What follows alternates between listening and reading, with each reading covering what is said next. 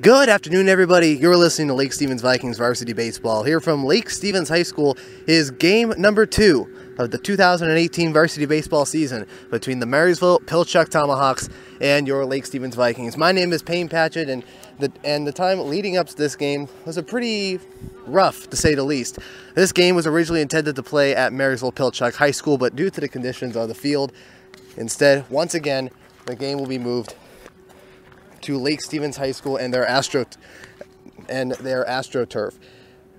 But Marysville-Pilchuck doesn't have to worry that much about the field conditions because they just came back from last night's downpour on the road at Woodinville High School and beat the Falcons by the final score of 20-1. Yes, you heard that right. The Marysville-Pilchuck Tomahawks coming in with a 1-0 record after beating the Woodinville Falcons by the score of 20-1, scoring their final 14 runs in the 5th inning to end the game in 5 innings. Marysville-Pilchuck coming in with a 1-0 record.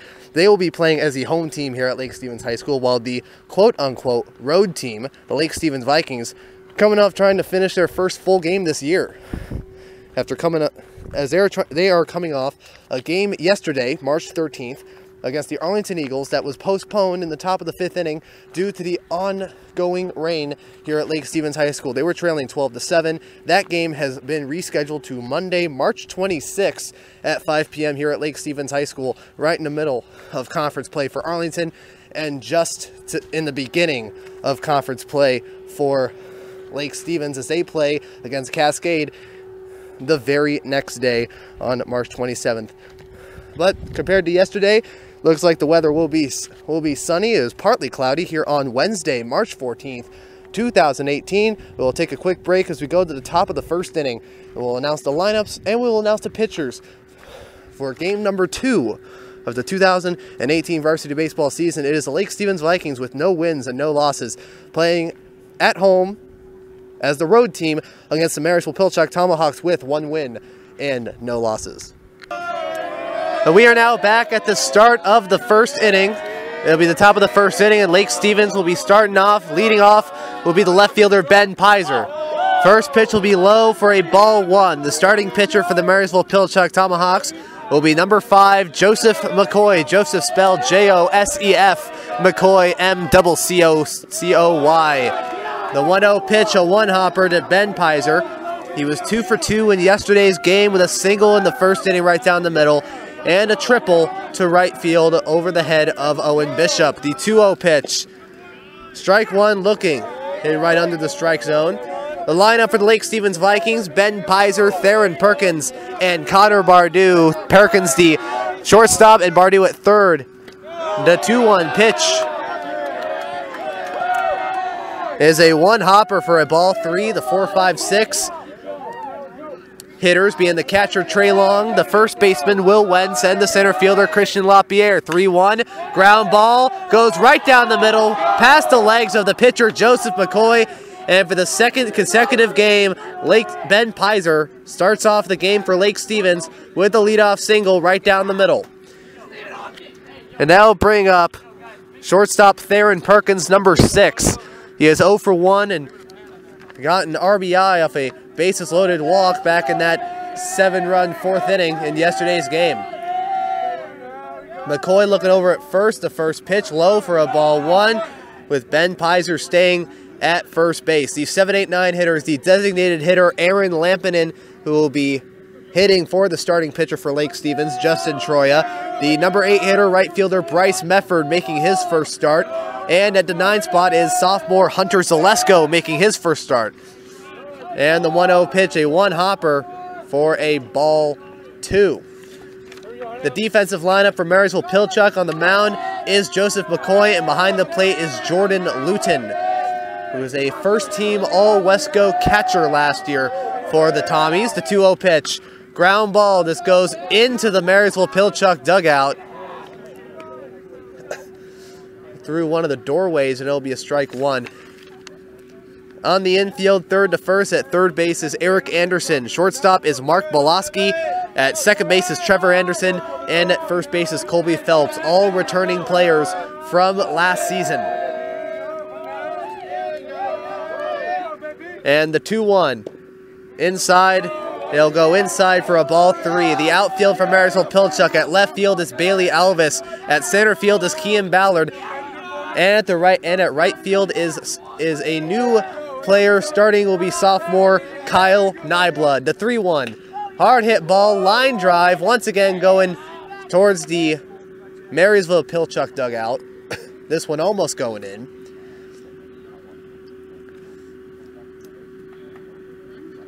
The reserves for Lake Stevens is Tanner Lind and Braden Miller. They were starters in yesterday's game. The payoff pitch. Hard hit ball. Another foul. Almost fielded by a Marysville-Pilchuck coach standing right next to the bullpen. Tommy Lindgren, who is the backup catcher. Alec Ibachuan. Jacob Gordon. Jacob Wardla.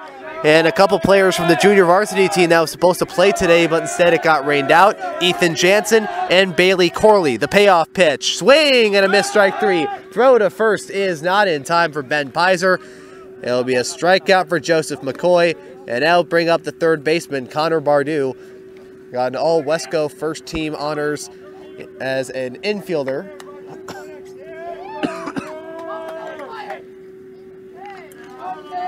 And was 1 for 2 with a single and a run scored and hit an RBI sacrifice fly both in the 4th inning. First pitch upstairs for a ball 1.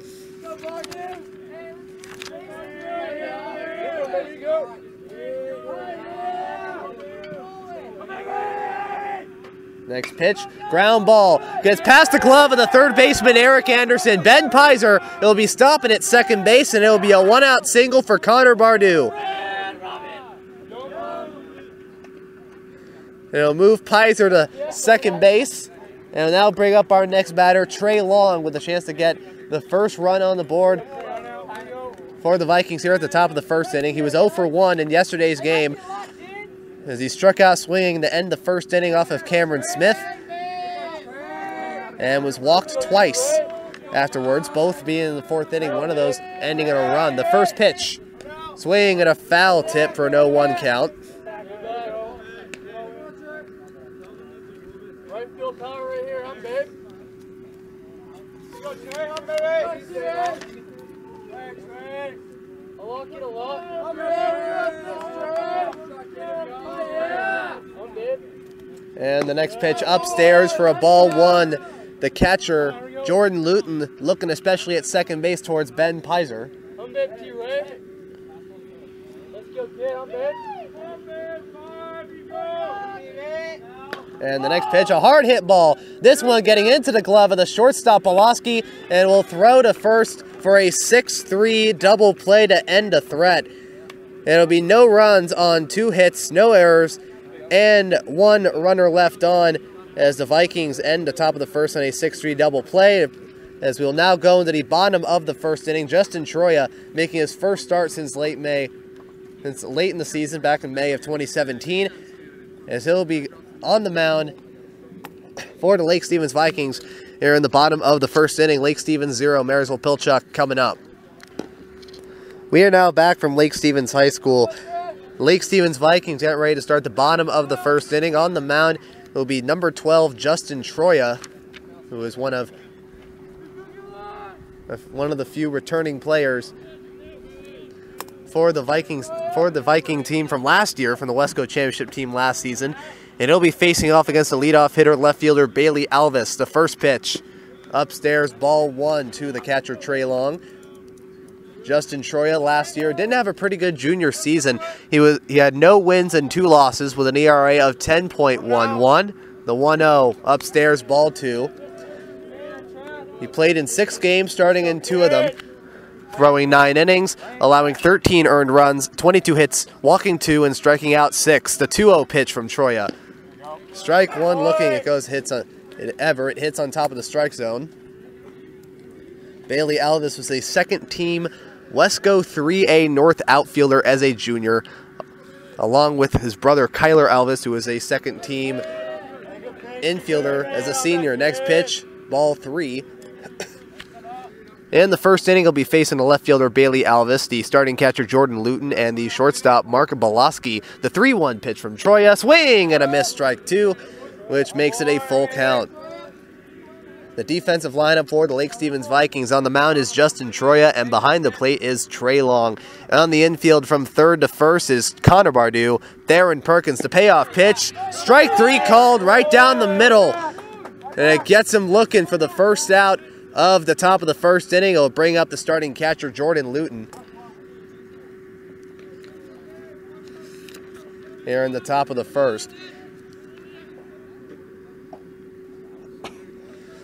Jordan Luton, he finished last year with a .317 batting average. First pitch, a strike 1 looking on the top part of the strike zone. Jordan Luton with a .317 batting average, .365 slugging, and a .725 OPS on the year last season. The 0-1 upstairs, ball 1. That included he hit 4 doubles. Hey, you got a kid, I'm out. He scored 16 times and had 12 ribbies, and he was 1 for 3 with a single in the second inning last year.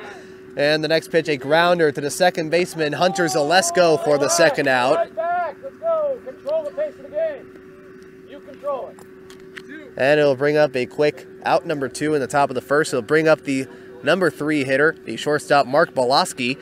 He was a Wesco first-team 3A North infielder last year and was one of 3 juniors to get the honor out of 4 MP players, the 4th one being Jacob Watts, who got a Wesco 3A North infield honor as a senior. The first pitch, upstairs, strike 1 looking.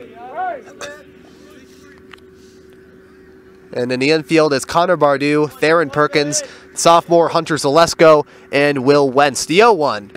Strike 2 looking right down the middle. And on the outfield, it is Ben Pizer, Christian LaPierre, and from left to right, left field is Ben Pizer. Center fielder is Christian LaPierre. The 0-2 pitch. It'll be a grounder towards the Marysville-Pilchuck dugout. And at right field, making his first start, is junior Bryce Mefford. He was a pinch runner for Will Wentz yesterday against Arlington. And the 0-2 pitch by Justin Troya, foul tip. Boloski staying alive. He finished with a .324 batting average on the year with a .412 on-base percentage, a .418 slugging, and an .831 OPS that included 4 doubles. He even hit a homer and had scored 16 times. It had 19 ribbies. The 0-2 pitch, it will hit Boloski on the side, and Pilchuck has a runner on with 2 outs. Now bring up the cleanup hitter, third baseman Eric Anderson.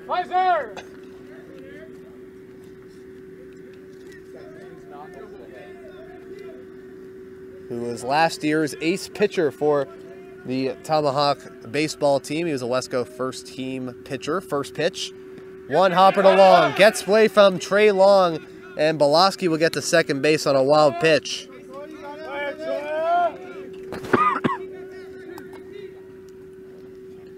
Eric Anderson on the year, he had a .261 batting average, a .320 on-base percentage, a .326 slugging, .646 OPS, including 3 doubles, had 8 RBIs, and scored 9 times.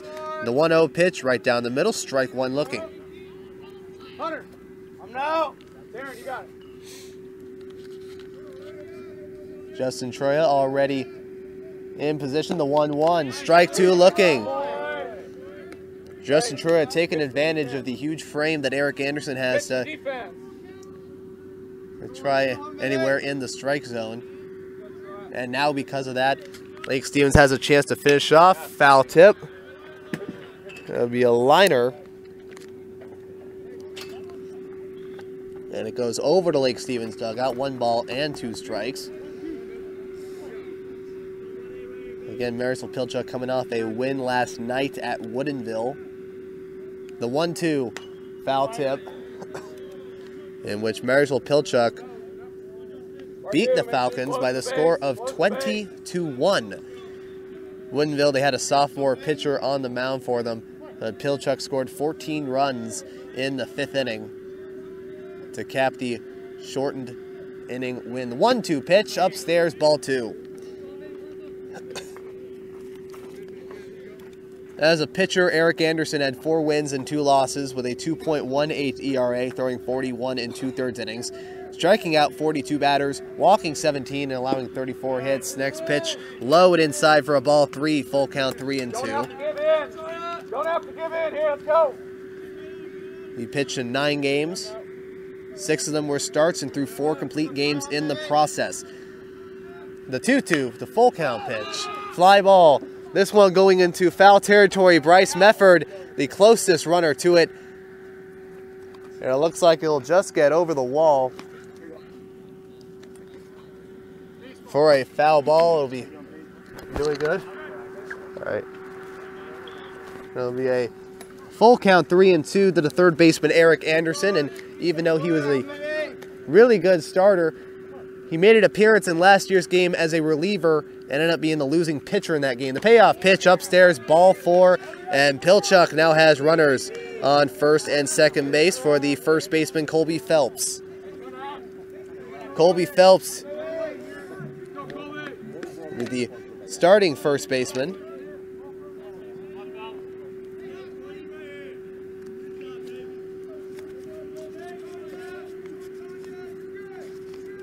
First pitch, strike 1 looking. It hits the top of the strike zone again.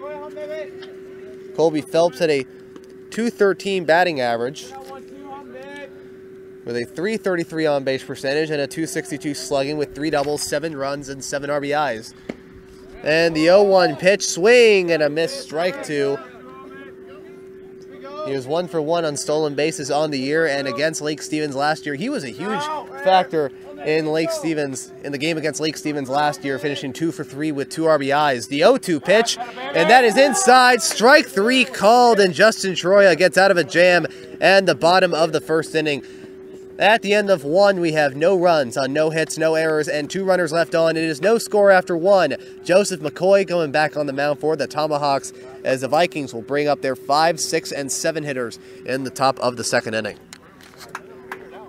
Welcome back to Lake Stevens High School. We are now at the top of the second inning. And after the Vikings got out of a jam with runners on first and second base, we will now have their chance to get their first runs on the board with Will Wentz. First pitch will be a low curveball, low for a ball 1. Will Wentz, the starting first baseman. He has no official at-bat, even though he was up once, and he got hit on the first pitch, and it was replaced by Bryce Mefford on the base pass. The 1-0 upstairs for a strike 1 looking. Joseph McCoy throwing 17 pitches, 8 balls, and 9 strikes in the top of the first inning. The windup and the 1-1. It goes outside for a ball 2. Marysville-Pilchuck, they are coached by fellow second-year coach James Day, as well as against second-year coach Josh White. The 2-1 check swing upstairs for a ball 3. And what made last year's matchup interesting, apart from the fact that Lake Stevens won, they're down 3 runs in the bottom of the 7th and 1 on a walk-off single. And the 3-1 pitch, that'll be a slow chopper to short right field. Fielded by the second baseman Trevor Anderson, throws the first in time to get the first out. And that'll bring up the center fielder Christian LaPierre. Christian was 1 for 3 with an RBI single in the 4th inning. He later scored. He's currently with a .333 batting average. And the first pitch from Joseph McCoy. Check swing outside for a ball 1. And what made the game interesting as well, apart from the fact that Lake Stevens won on a walk-off, was that both teams, both coaches, didn't get their first varsity wins yet. The 1-0, and that will hit Christian LaPierre right on the bat. He has a good old-fashioned bat swing after that, and it'll go to first base. It's acting like he just hit a home run there. He, with the bat flip, goes over the first base. And the Vikings once again have a runner on first base. Here is Aaron Lampinen, the designated hitter, batting for the pitcher, Justin Troya. Throw to first, not in time. And in last year's game, both James Day and Josh White had 0-1 records. Both teams had 0-1 records. It looked like James Day was going to get his first win, but the Vikings came back. First pitch is upstairs for a ball 1. As the Vikings, they were down 4-2 going into the bottom of the 7th inning. And Lake Stevens ended up winning the game 5-4 on a walk-off single by Colton Richards. The 1-0 pitch, a strike 1 looking.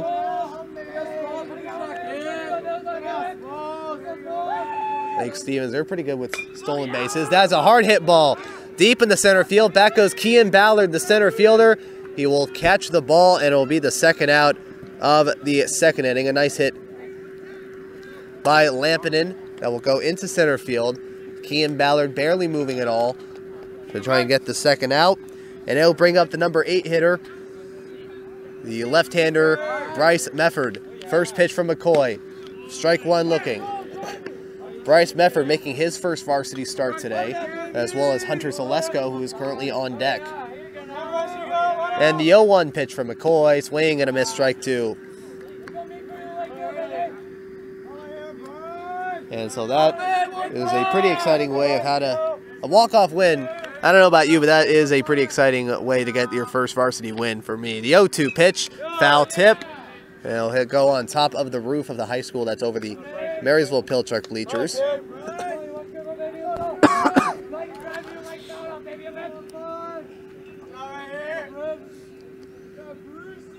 As Joseph McCoy is ahead on the count of Mefford. Outside for a ball one.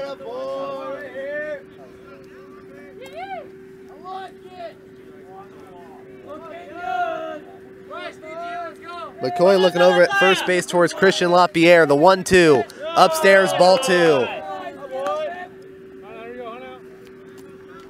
And for the past few years, stealing bases is really what Lake Stevens has done best. They've had Colton Richards, who stole Colton Richards, he stole double digits as he stole 10 for 10. We had Quinlan Hayes stole 8 for 8. And Luke Partington steals 7 for 7. McCoy calls timeout as LaPierre was running for second. McCoy looking over at first base over his shoulder. The 2-2 pitch. Outside for a ball 3.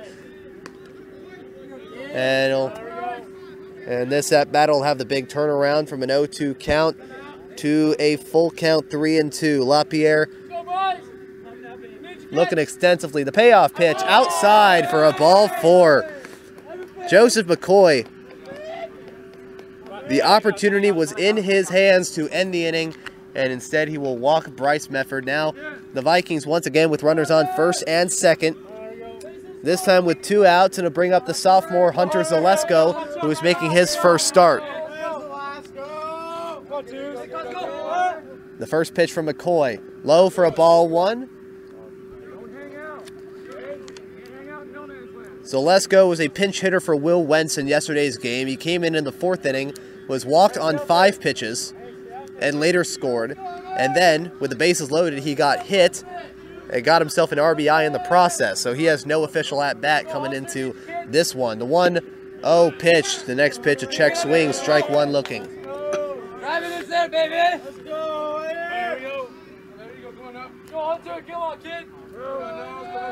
McCoy looking over at second, the 1-1. Swing and a miss, strike two.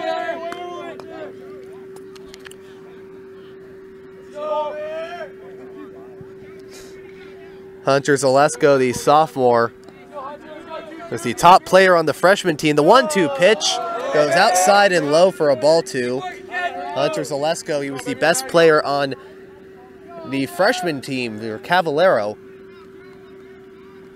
And that was able to get him in this position. The 2-2 pitch, swing and a miss, strike 3.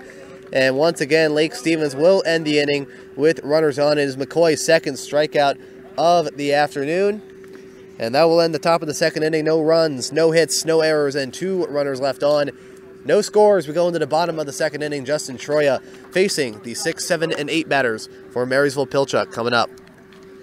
We are now back into the bottom of the second inning. No score between Lake Stevens and Marysville-Pilchuck. The Tomahawks starting up with the number 6 spot. And the second baseman, Trevor Anderson, is one of the many returners for the Tomahawks. He had a .235 batting average last year, hit a double, and had 3 ribbies. First pitch upstairs for a ball 1. Justin Troya throwing 26 pitches in the bottom of the first inning. 8 balls, 18 strikes, no hits, 2 runners left on, and no errors. The 1-0, a 1-hopper to Trey, is the 6, 7, 8 batters of Trevor Anderson, designated hitter Jordan Justice, who will be batting for the pitcher Joseph McCoy, and right fielder Kyle Nyblood. The 2-0 upstairs, ball 3 and outside. Jordan Justice and Kyle Nyblood. They were two freshman players who were on Marysville-Pilchuck's postseason roster as they went into the 3A tournament. 3-0, strike one looking.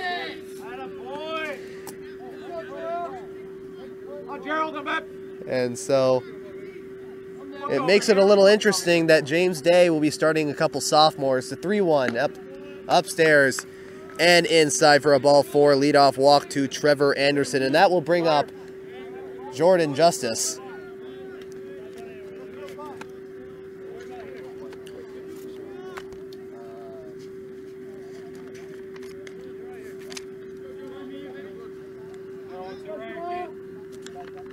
Jordan Justice, he only played in 3 games last year as a pinch runner. First pitch, a strike one looking. Stay down. He's standing up in the guy's way. Scoring, and ended up scoring a run in the process during those 3 games. The 0-1 pitch for Troya. That is inside at the knees. Strike 2 looking.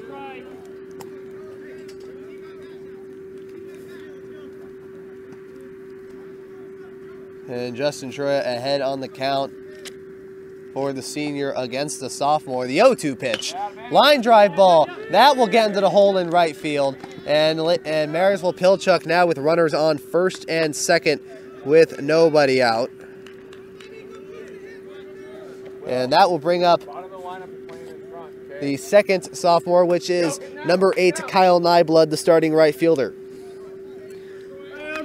Nyblood is a freshman, played in only 4 games last year, and just like Jordan Justice, ended up also scoring a run. The first pitch by Justice. First pitch by Justin Troya. My mistake is upstairs and outside for a ball 1. And the 1-0 pitch, inside ball 2. Timeout by Josh White, as he will go over to the mound along with Trey Long to talk to Justin Troya.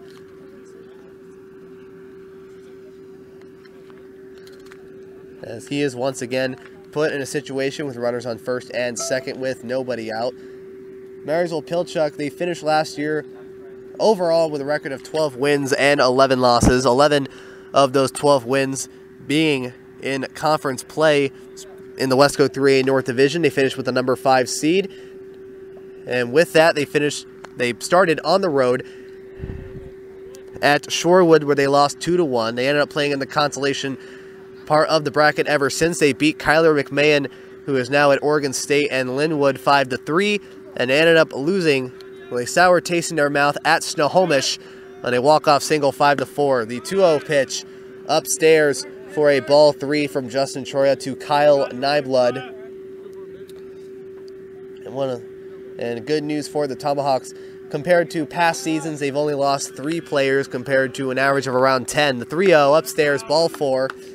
And Justin Troya will walk Kyle Nyblood on 4 pitches. And it will be bases loaded for the center fielder, Kean Ballard, the starting center fielder for the Tomahawks. He was another returning player from last year's team. Finished with a .280 batting average, getting 14 hits and 50 at-bats last season. First pitch, swing and a miss, strike 1. Ballard with a .327 on-base percentage, a .360 slugging percentage, and a .687 OPS, scoring 7 runs, hitting 7 RBIs, and getting a double. Next pitch is upstairs and outside for a ball 1. And last year he was 0 for 3.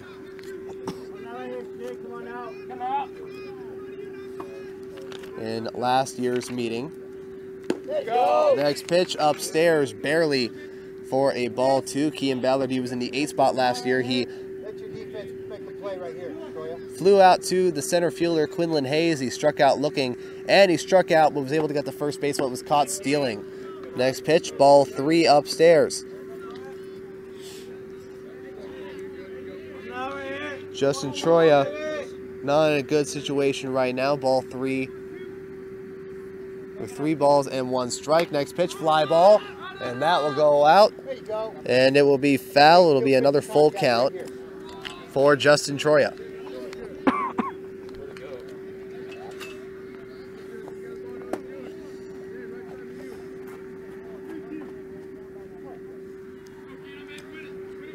Troya in position. The payoff pitch. Low for ball 4. And Marysville-Pilchuck will get their first run of the game on a bases-loaded walk by Kean Ballard.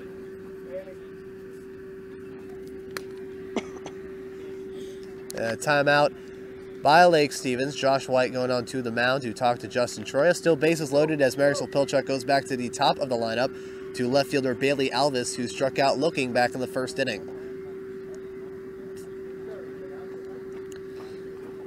And apart from the players that we have mentioned that were on the team that got Wesco 3A North honors, there was also Jacob Watts, Christian Snyder, and Kyler Alvis. They were the 3 seniors that graduated that all got postseason honors. Jacob Watts, first-team infielder. Kyler Alvis, second-team infielder. And Christian Snyder, second-team outfielder. And when we come back, we will be right back as there will be a pitching change for Lake Stevens as number 25, Bailey Corley, will come onto the mound for the Vikings against Bailey Alvis. We are now back. We are at the bottom of the second inning. Justin Troya being replaced by number 25, Bailey Corley, who will be making his first varsity appearance against Bailey Alvis. First pitch, a swing and a miss, strike 1. Next pitch is low for a ball 1. Bailey Alvis struck out looking on a full count as the ball gets away from Bailey Corley on the throwback from Trey Long.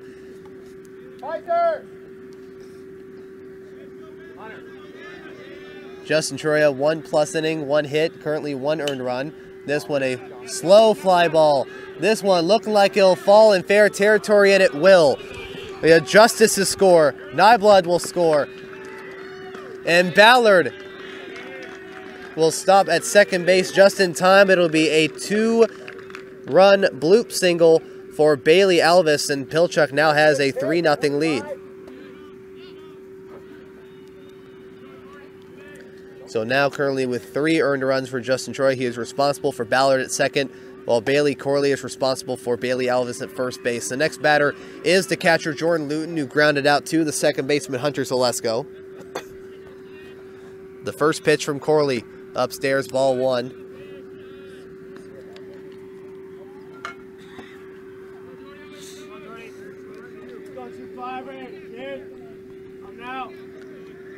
The windup from Corley, the 1-0. Hard hit ball. This one going into center field. LaPierre is calling for it. And Ballard almost going straight for third base, but will stop at second. That will be out number 1. As the junior Bailey Corley will now face the shortstop Mark Boloski, who got hit on an 0-2 pitch and was stranded at second base.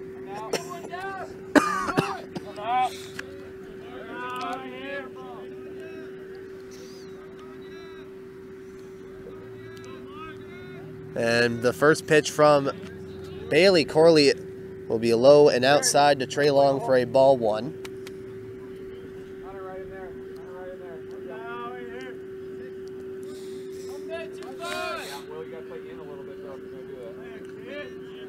And the windup, Bailey looking at second. Hard hit ball. This one also going into center field. LaPierre barely having the move for this one. And once again, Kean Ballard not going anywhere. He's staying at second base.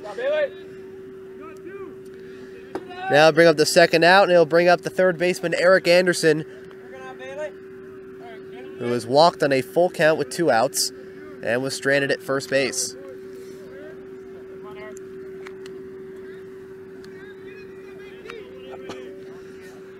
The first pitch, the Bailey, a line drive ball. That's going to go foul past Connor Bardou.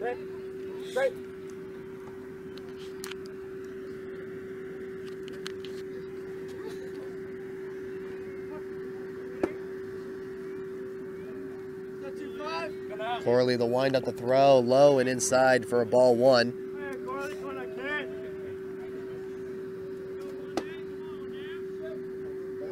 Bailey Corley, one of a few players who will be transitioning between the varsity and JV teams throughout the season. The 1-1. Fly ball, that is foul. For 1 ball and 2 strikes. Bailey getting ahead of the count.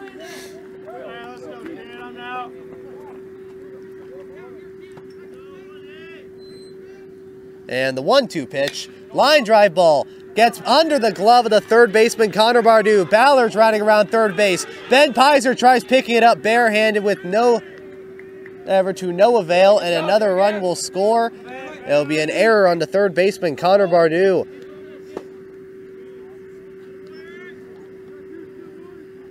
With Bailey Alvis staying at second. And the Tomahawks now lead by the score of 4-0.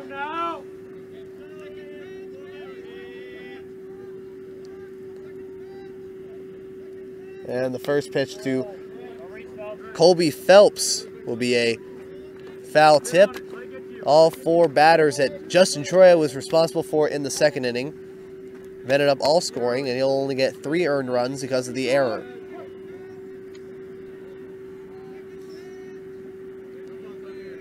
And Bailey, the 0-1. Foul tip. It'll be an 0-2 count. And Bailey once again ahead on the count.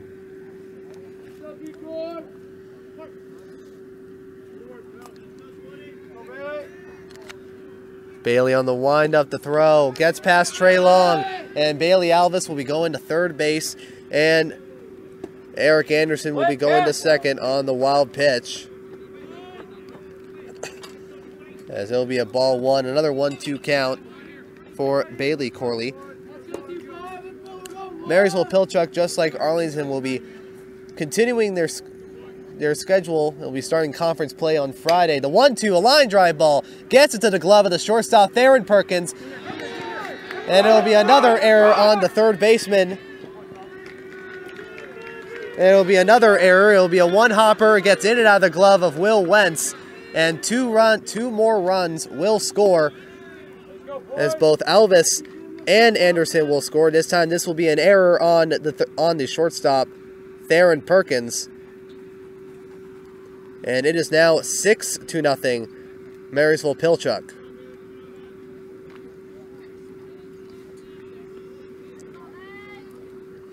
And a timeout by Lake Stevens. Trey Long going over to the mound to talk to Bailey Corley.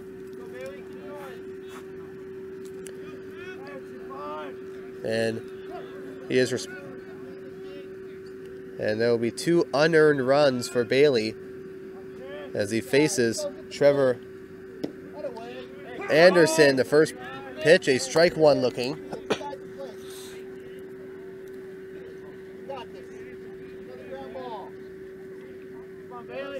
And the 0-1, swing and a miss, strike 2.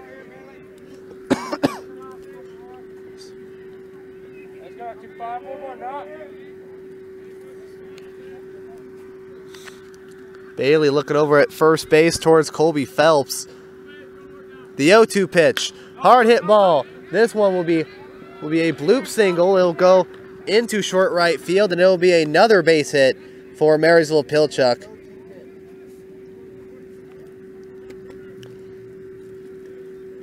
As the Tomahawks currently tearing up Bailey Corley here in the second inning. It'll bring up Jordan Justice again, who hit a single to right field on an 0-2 pitch and later scored.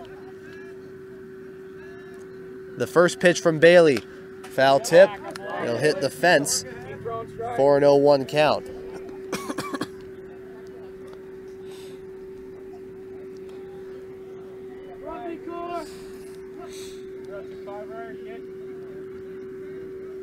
And Bailey, the 0-1.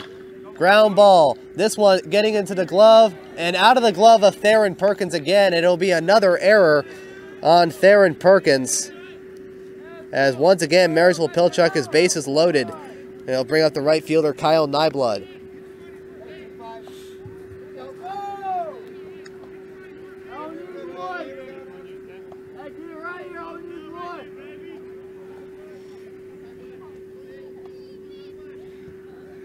First pitch, strike one looking right down the middle to the right fielder.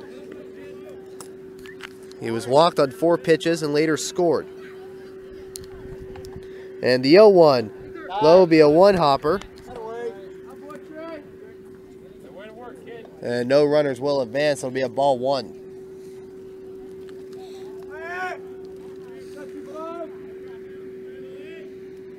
And the 1-1. Hard hit ball. This one will be going in the right field.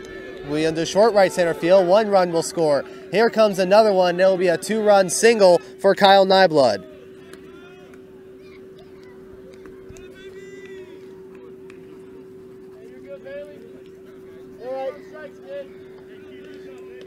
Colby Phelps will score from third. Trevor Anderson from second, and Jordan Justice will be at third base as it will be a 2-run single. It is now 8-0 Marysville-Pilchuck as Kean Ballard will come up to the plate.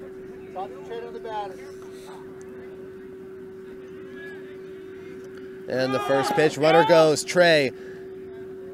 He'll fake the throw as Kyle Nyblood will get to second base safely. Let's go, right here.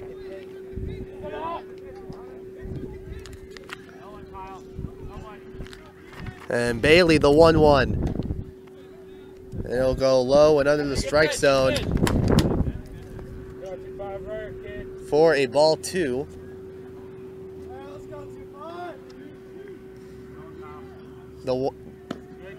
And the 2-0 pitch upstairs for a ball 3.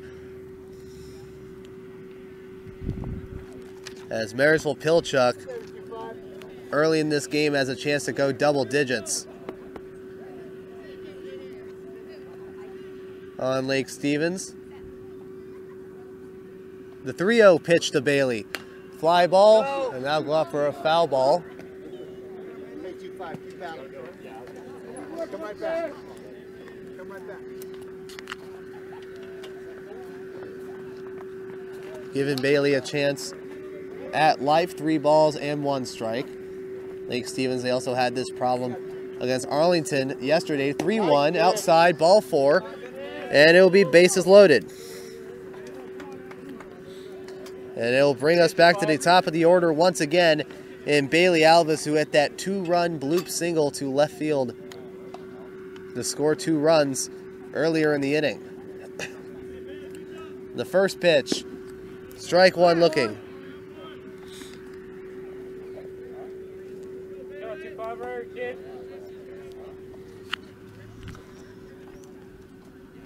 And the 0-1 to Bailey inside for a ball 1, 1 ball and 1 strike. And the 1-1, hard hit ball. This one will get over the glove of the shortstop Aaron Perkins. 1 run will score. Another one will score, and it'll stay at 2. As Marysville-Pilchuck has now reached double digits on a 2-run double by Bailey Alvis. He has 4 RBIs in this inning alone. As they'll move Kean Ballard to third, and Marysville-Pilchuck now leads 10-0. There'll be a timeout by Lake Stevens as the Vikings will try and bring in another pitcher.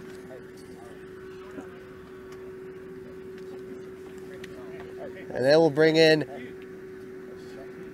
number 9, Tate Brust, another player from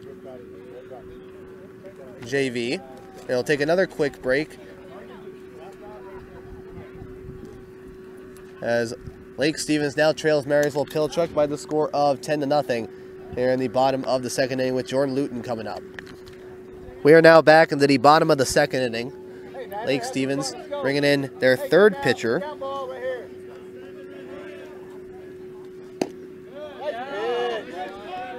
It will be number 9, Tate Brust, another player who will be switching between JV and varsity. First pitch will be a ball 1 to the catcher Jordan Luton. Next pitch by Brust, low for a ball 2.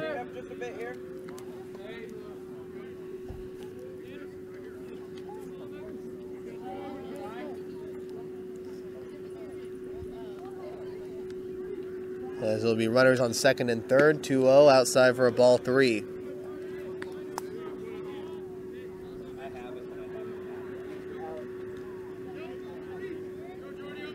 There are runners on third base at Kean Ballard and second base in Bailey Alvis. The 3-0. Strike one looking at when hitting the top part of the strike zone. Jordan Luton, he is 0 for 2. He flew out to center field earlier in the inning and grounded out to the second baseman, Hunter Zalesko. Back in the first, the 3-1, hard hit ball. That one going in the right field. One run's going to score. And another one will. It'll be a 2-run single for Jordan Luton. It is now a 12-0 Marysville-Pilchuck lead.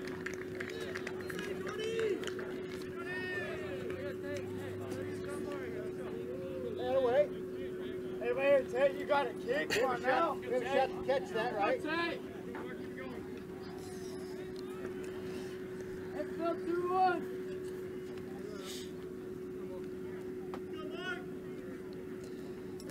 And it'll bring up Mark Boloski again. First pitch, a strike one looking. He is 0 for 1 as he was hit in the first inning and flew out to center field in the second.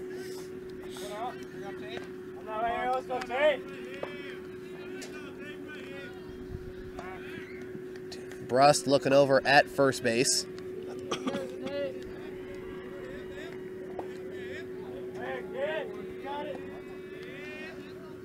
And the 0-1. As the ball will get in and out of the glove of the catcher Trey Long as Jordan Luton will go to second base, ball 1.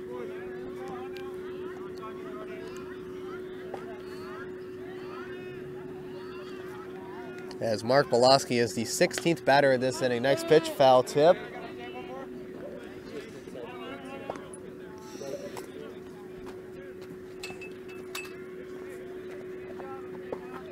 As he'll now go to 1 ball and 2 strikes.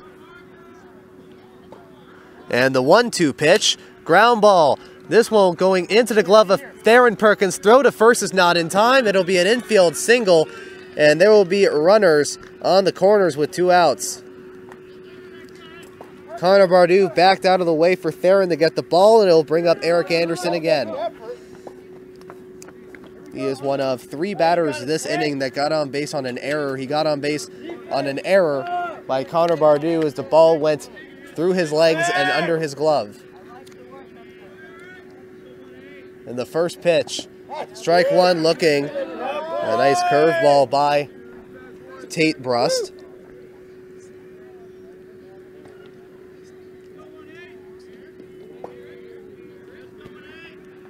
Throw to first. It'll be a rundown between first and second. Will Wentz throwing the ball to second base to Theron. Now he's going to go back to first to Tate Brust, and he'll tag him, and that'll be the end of the inning. It'll be a 3-6-1 as Mark Boloski is tagged out at first base, and that will end the inning.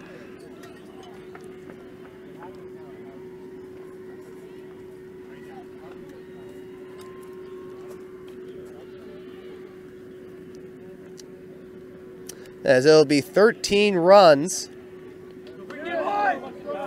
on 6 hits, 3 errors, and nobody left on. As it'll end the second inning. As Marysville-Pilchuck takes a commanding 13-0 lead over Lake Stevens as we go into the top of the third inning. Joseph McCoy still on the mound, and Lake Stevens starting on the top of the order. Lake Stevens aiming to start the comeback right here at the top of the third inning as they are currently trailing 13-0 after Pilchuck scored all of their runs in the bottom of the second inning. Joseph McCoy facing Ben Pizer. First pitch, line drive ball, and that will get into the hole in center field. A leadoff single. Ben Pizer is now 4 for 4 on the year. Ben Pizer now 4 for 4 on the year with 3 singles and a triple. As they'll now bring up Theron Perkins, who struck out swinging his last time up. Theron, he was also a big factor in those 13 runs as he committed 2 of the 3 errors in that inning. First pitch by Joseph McCoy, strike one looking. McCoy, 22 pitches in the second inning, 39 pitches total, 19 balls, 20 strikes. McCoy looking over at first, not in time. Marysville-Pilchuck giving Lake Stevens what felt like the endless 8 times 2 That is 16 official at-bats. There was a 17th, but the ending was ending on a fly out. This next one, a fly ball in the center field, caught by the center fielder, Kean Ballard, for out number 1, brings up the third batter, Connor Bardou, who hit a 1-0 pitch into left field.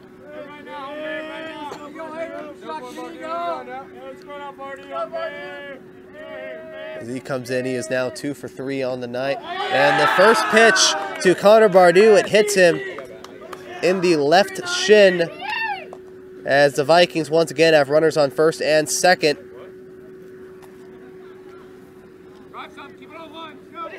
With 1 out, brings up Trey Long.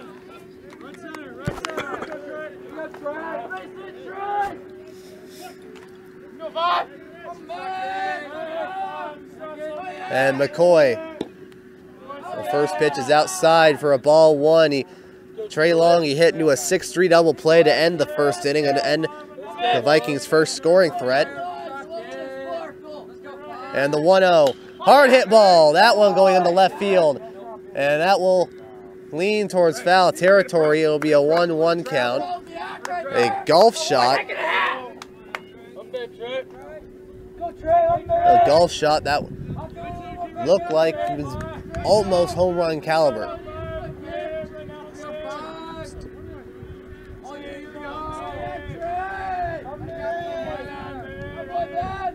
And McCoy the 1-1. Upstairs, ball 2.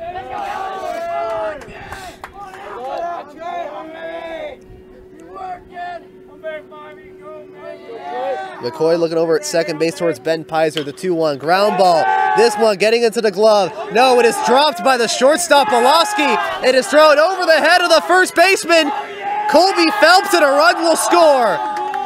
Lake Stevens gets on the board, and they are now trailing 13-1. It'll be an error on the shortstop, Mark Boloski, to get Trey at first. It'll be an error on, it'll be 2 errors actually. There's an error, the first error on Boloski bobbling the ball. Oh no, it would just be 1 error then. It would just be 1 error by Mark Boloski. And the Vikings now trail by 12 runs with runners on the corners. Will Wentz, who grounded out to the second baseman, Trevor Anderson, to start off the second inning.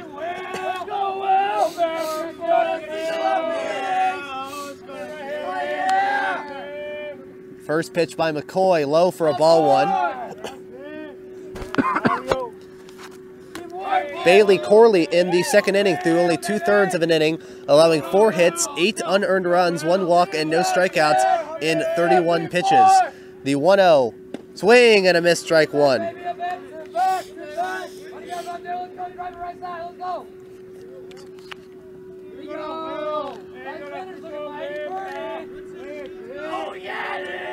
And McCoy the 1-1. Line drive ball gets past the glove of a diving Eric Anderson, and another run will score. It'll be an RBI single for Will Wentz. It is now 13-2.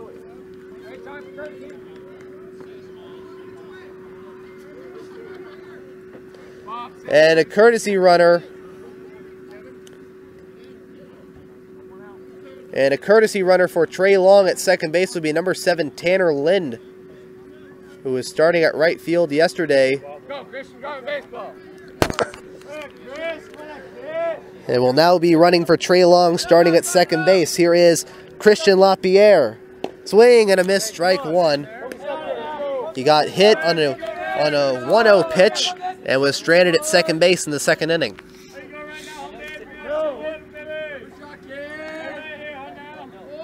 McCoy stepping off the mound.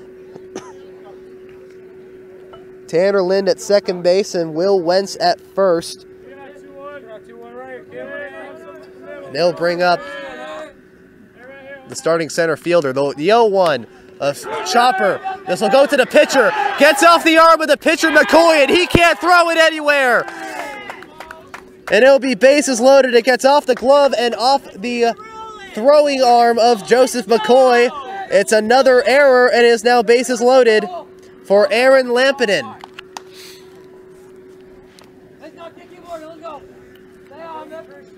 Lampinen yesterday hit a 2-run single in the 4th inning that gave them the lead when they were down 3-2, and gave them a 4-3 lead in yesterday's game. Let's go, Spokes. You got it right here. And now has a chance to get a couple more RBIs here. First pitch by McCoy. Strike one looking. Hey, not you. Good take, good take. Hey, right here, you got it. Come on, 1-4. You got it right here, bud. Hey, right here. Come on, baby. Rip a shot, find a gap. You got And it. McCoy, the 0-1. Outside, ball 1.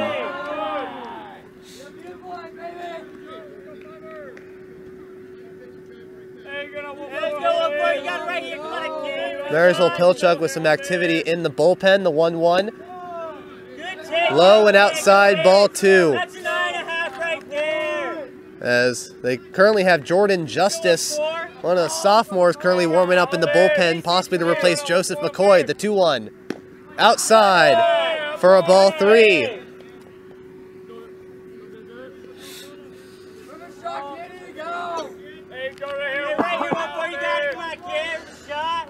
Lampinen ahead of the count against the starter, 3-1. Strike 2 looking. Lampinen thought that was a ball 4. Well, now I know that. I thought it was a ball 4. I said he thought it was a ball 4. No, I said he thought it was a ball 4. He was like, right there. The payoff pitch, a 1-hopper. Now it's a ball 4. And another run will score, and it's now 13-3. For a split second, the Vikings were in jeopardy of losing in a shortened inning game. Now, it looks like that deficit might be gone for now. It is Lampinen who gets his 3rd RBI of the year in a game and a half. And now Bryce Mefford will come to the plate. First pitch upstairs for a ball 1.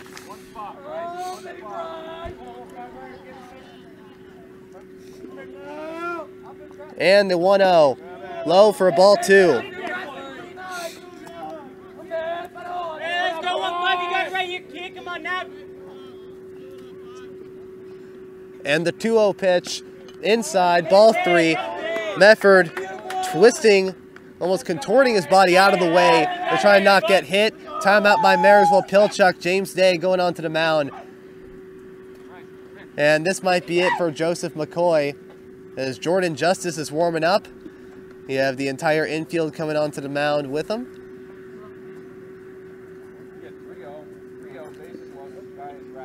And it'll take a quick break as we go into the top of the 3rd inning. 13-3 Pilchuck. Vikings are threatening. We are now back into the top of the 3rd inning. Lake Stevens currently trailing Marysville-Pilchuck by 3 runs. They've scored all 3 of their runs in this inning and are threatening with the bases loaded.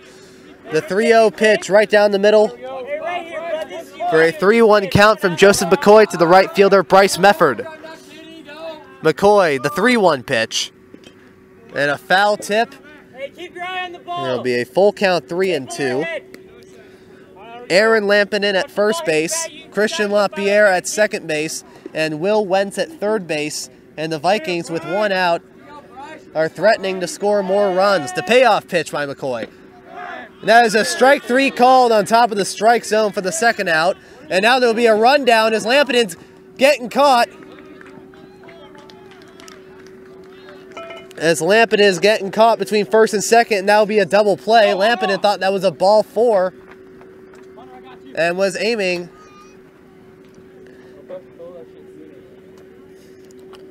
to score a run, but that will be the end of the inning. It will be 3 runs on 2 hits, 2 errors, and 1 runner left on.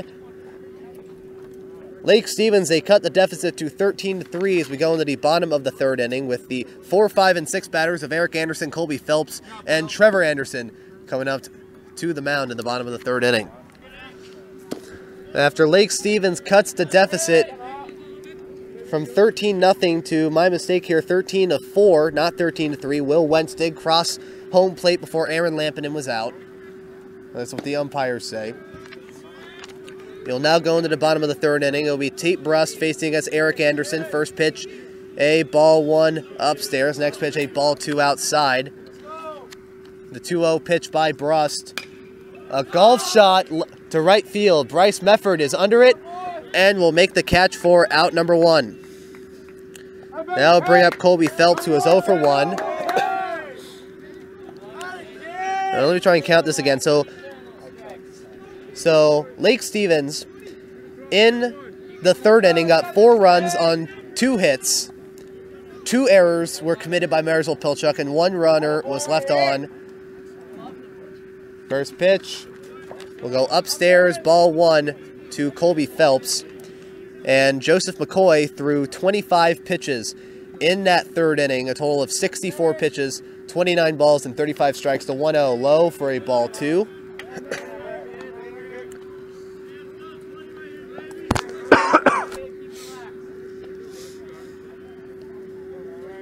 With the possibility of James Day taking out Joseph McCoy for Jordan Justice.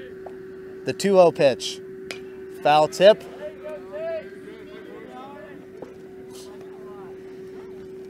That'll be a 2-1 count. Colby Phelps struck out looking in the 1st inning and got on base on an error by Theron and later scored one of the 13 runs. Only one of the 13 runs in the 2nd inning. The 2-1 pitch inside for a ball 3.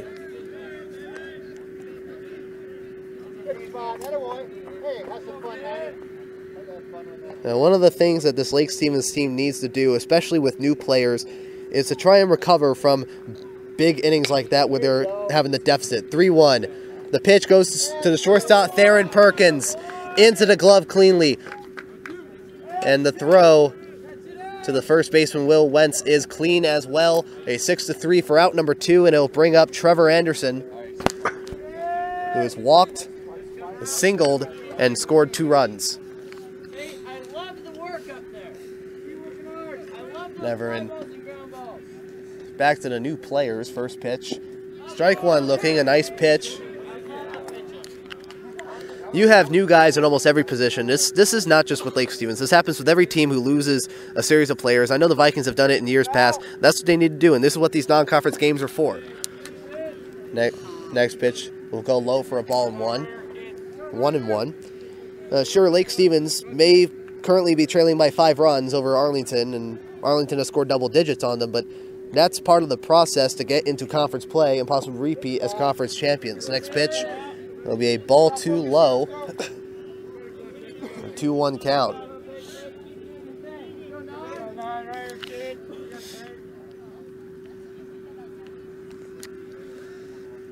And the 2-1 pitch by Tate Brust. Outside, ball 3. And so far, it looks like Marysville-Pilchuck is going on the offensive when they are down by 2 outs. So it looks like we know that Pilchuck is pretty good under pressure. 3-1, ground ball off the knee of Brust and off the second base bag, and that will be a 2-out single.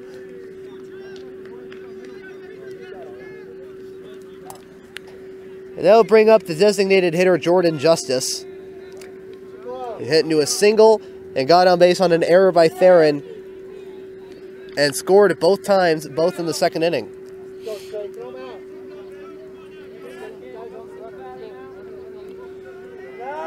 Average to the right-hander, Tate Brust, looking over at first base. Steps off the mound. Facing the righty sophomore, Jordan Justice.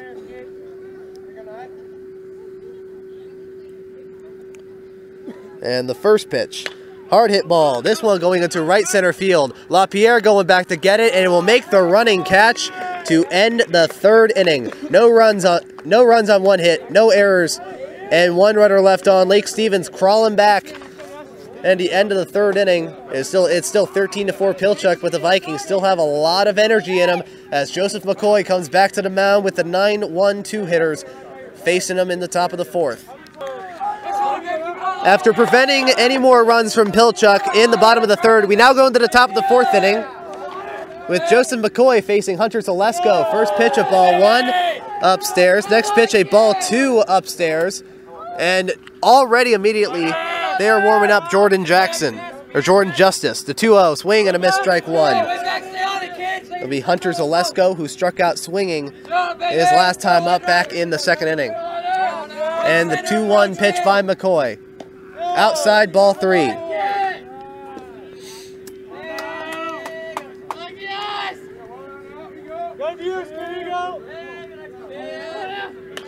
And the next pitch, this one hit deep in the left field. Back it goes, and it gets away from gets past the glove of Bailey Alvis, and the sophomore Hunter Zalesko with a leadoff double to start off the 4th inning. What a nice piece of hitting right there by the sophomore.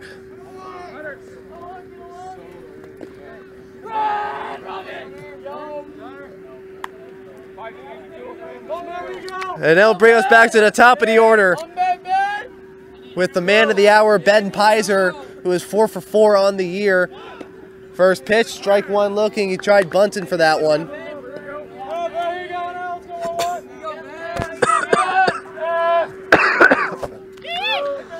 And the 1-0 pitch by McCoy, low for a ball 1.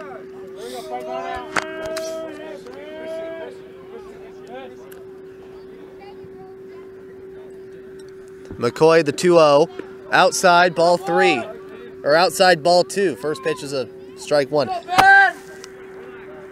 It's 2-1, not 3-0. It's 2-1. And the 2-1 pitch will go inside for a ball 3. Okay, now it's 3-1.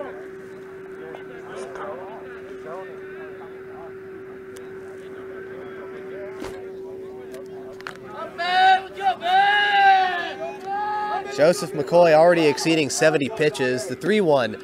And that will go inside for a ball 4. And there are runners on first and second. Lake Stevens continuing to go on the aggressive. And James Day, he is not going onto the mound. Jordan Justice, he is waiting up in the bullpen. He's like, am I ready to go on the mound yet? But no, he is going back on the bullpen to warm up some more. Here's Theron Perkins. Tries bunting for it. This one goes towards the third base line. Barehanded grab by McCoy and a nice throw. And it'll get him. It'll be a sacrifice bunt. Moving runners to second and third for the first out of the 4th inning. That could have gone so wrong, so quick for Joseph McCoy because that he picked the ball up barehanded. But instead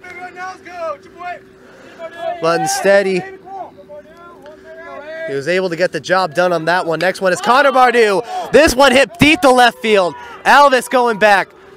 Zalesko will be running for it, but instead Alvis will be throwing to second base. Pizer stays at second, and it'll be a sacrifice fly to left field, and another run will score. It is now 13-5. Marysville-Pilchuck. That brings up Trey Long with 2 out and a runner on second base.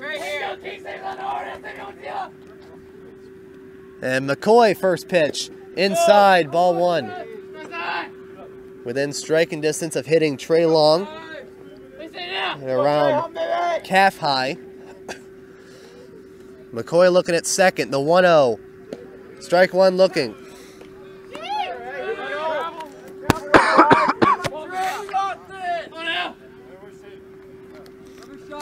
McCoy looking over at second base. The 1-1 pitch. A hard hit ball, a golf shot. This one going into left field. That will get the wall. Pizer will score. Trey Long going to second base. And it will be an RBI stand-up double for Trey Long. And it's now a 13-6 ball game.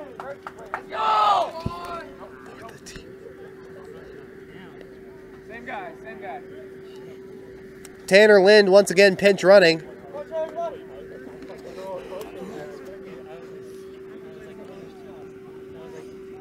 And James Day now coming on to the pitcher's mound saying, yep, that's it.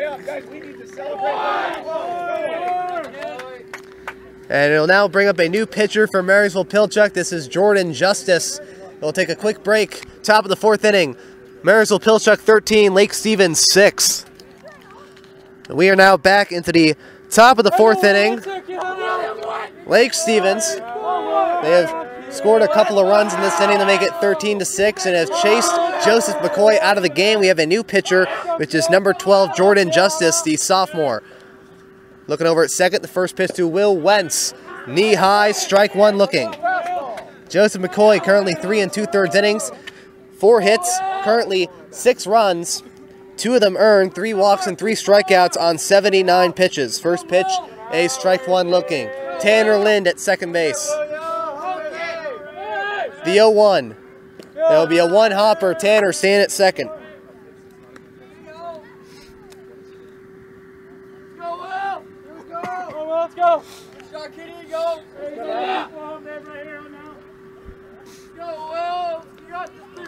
And the 1-1. Upstairs, check swing. Ball 2.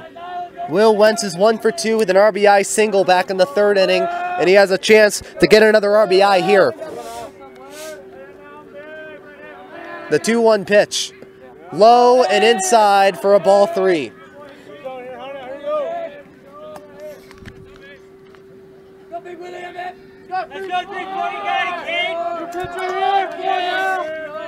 Will Wentz ahead on the count against Justice.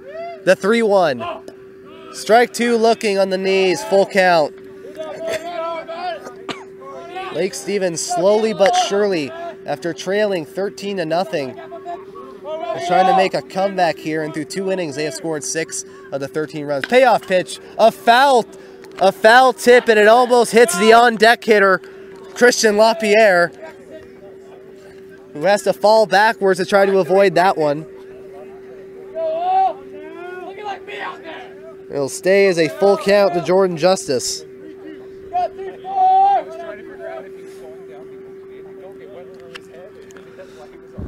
And the payoff pitch. Chopper, this one goes to the 3rd baseman. Throw to first is in time, and it will end the 4th inning. But not without a little bit of damage being done. 2 runs on 2 hits, no errors, and 1 runner left on. Lake Stevens gets a couple more on the board to slowly but surely continue the comeback. We now go into the bottom of the 4th inning with the score Marysville-Pilchuck 13, Lake Stevens 6, as Tate Brust will face the 8, 9, and 1 hitters of Nyblood, Ballard, and Bailey Alvis in the bottom of the 4th. We are now back. We are at the bottom of the 4th inning, with the first pitch from Tate Brust to the number 8 hitter, right fielder Kyle Nyblood, going upstairs for a ball 1. And the 1-0 pitch, foul tip. It'll roll towards the fence right next to the on-deck hitter Kian Ballard for a 1-1 count. Kyle Nyblood, he was walked in the 2nd inning, and later in that inning hit a 2-run single, had a stolen base, and scored on both occasions. And the 1-1. Strike 2 looking, a nice pitch by Brust.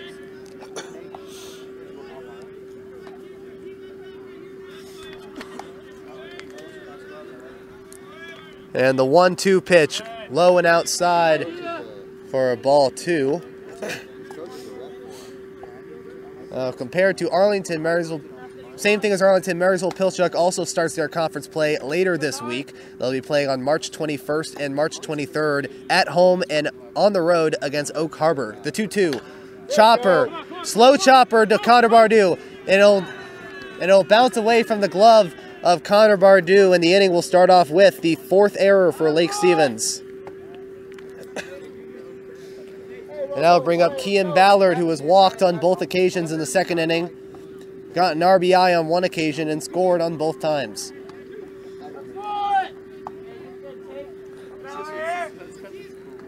They then continue their season on the 27th against Shorecrest. Next pitch, fly ball. This will go into left field. Ben Pizer, he is under it, and he makes the catch for the first out. We'll now go into the top of the order with Bailey Alvis, who is currently the player of the game. He is 2 for 3 with a double, a single, 2 runs scored, and 4 RBIs on the afternoon.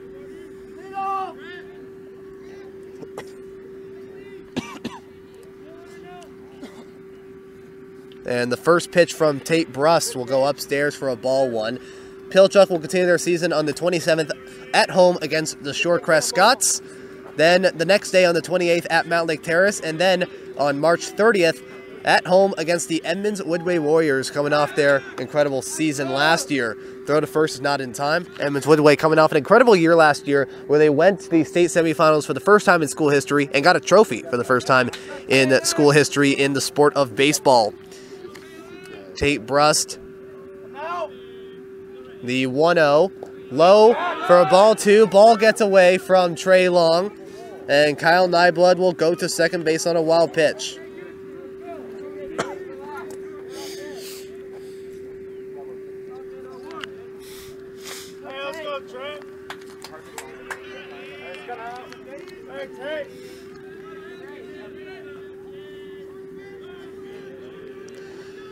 And the 2-0 pitch. And this will go inside for a ball 3 to Bailey. And Tate Brust and 4 batters throwing 8 balls and 6 strikes for a total of 14 pitches in that inning. The 3-0 low for a ball 4. And there will be runners on first and second base. With Lake Stevens once again online to get a double play to end the 4th. It'll bring up Jordan Luton, who is 1 for 3 with a 2-run single in the second. With Tate Brust, a total of 24 pitches. Through now 1 2/3 innings pitched. First pitch, ground ball. This one going to Theron, and it gets past the glove of Theron Perkins again, and another run will score on the error.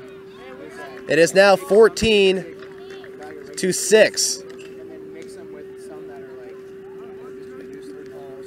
Nyblood will score for the 3rd time.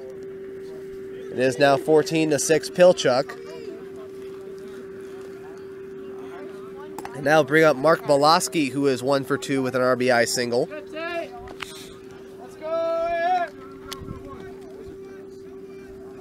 With the first pitch from Tate Brust, strike 1 looking. And the run will be unearned.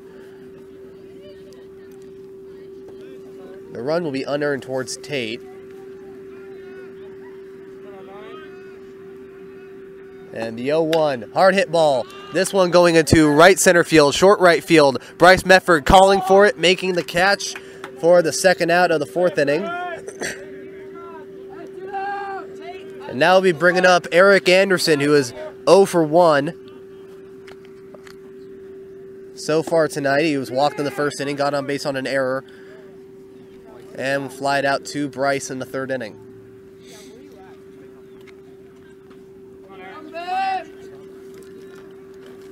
And Tate Brust, first pitch outside for a ball 1.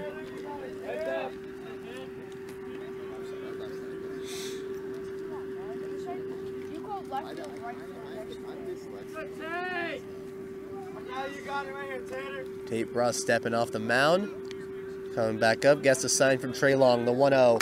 Swing and a ground ball to Theron. Throw to first, a 1-hopper, and Will Wentz gets it in time for the 3rd out. It is 1 run on no hits, 2 errors, and 2 runners left on.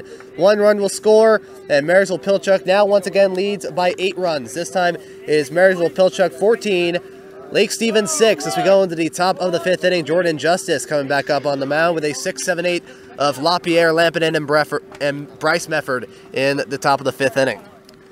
After getting another run on the board, Marysville-Pilchuck now leads by the score of 14-6. Jordan Justice on the mound for the Tomahawks, and he'll be facing the center fielder Christian LaPierre, who has no official at-bat this afternoon. First pitch, a foul chopper, and a nice snag by the on-deck hitter Aaron Lampinen. They'll get it back to the back to the home plate umpire. It'll be a strike 1 and 0-1 count.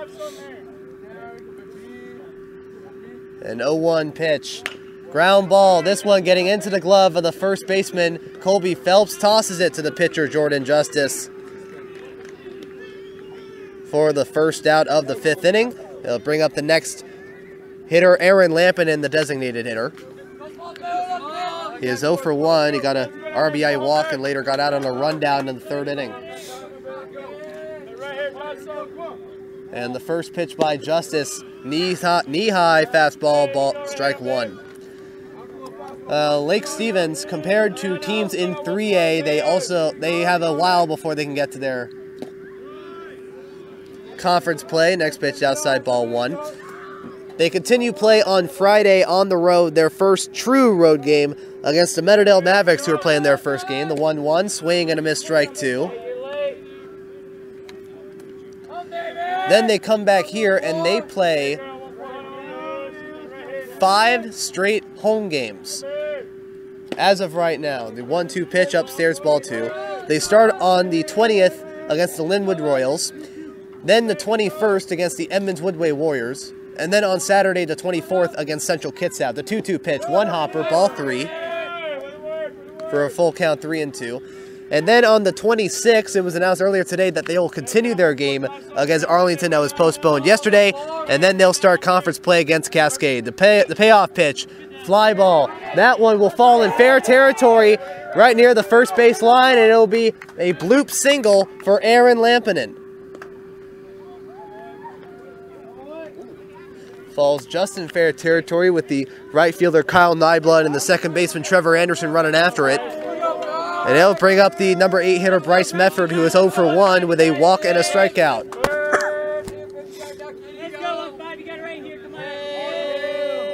And the first pitch to Justice, tries bunting for it. Strike 1 looking, Lampinen trying to steal second.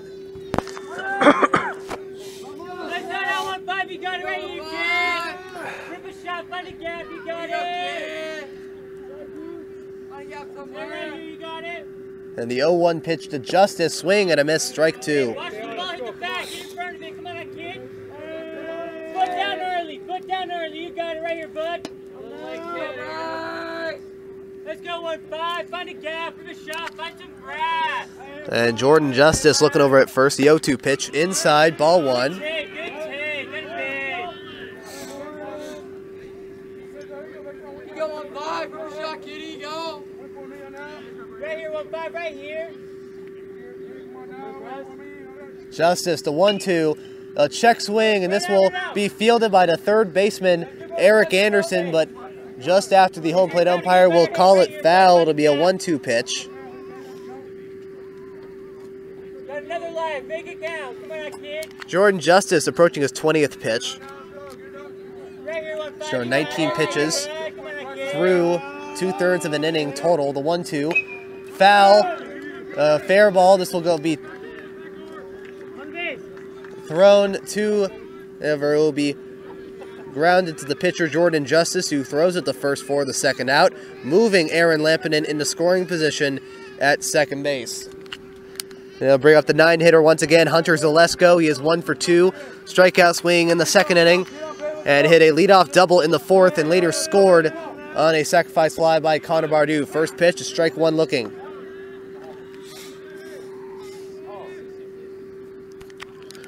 Compared to yesterday, it was said that the weather was supposed to be pretty bad here. Next pitch, ball 1. There was supposed to be a chance of rain today, but apparently that's probably in West Lake Stevens, not here at Lake Stevens High School. And if anything, it's partly cloudy. I see some white clouds and some blue skies. See some families here. The 1-1 pitch, strike 2 looking. This is a pretty good time for either just a family outing or just a time to just, be out and about. This is actually a perfect day for it. Pretty good Wednesday afternoon. The 1-2 pitch, strike 3 called. Zalesko striking out, looking, and strikes out for the second time this afternoon. And we go to the end of the top of the 5th inning. No runs on 1 hit, no errors, and 1 runner left on. It is still 14-6.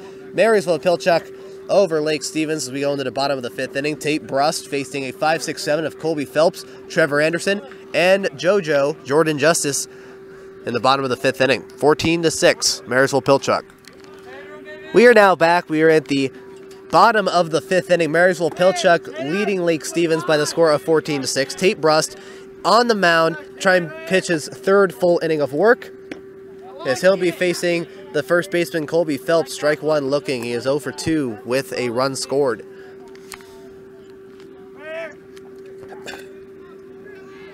The 0-1 pitch. Ground ball. This will go to the shortstop, Hunter Zalesko. And he will ground it cleanly for the first out. It'll be Hunter who will be replacing Theron Perkins over at shortstop, and Ethan Jansen, number 17, who will be replacing Hunter at second base. Tate Brust, the first pitch to Trevor Anderson. is a ball 1, just outside the strike zone.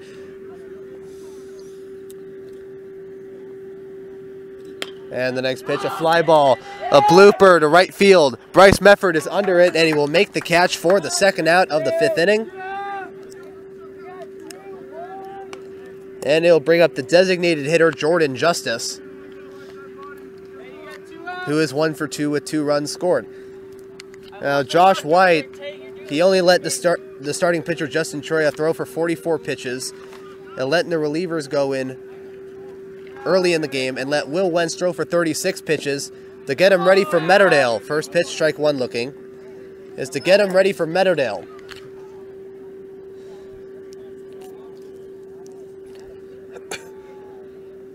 And the 0-1 pitch from Tate Brust, check swing, turns into a full swing.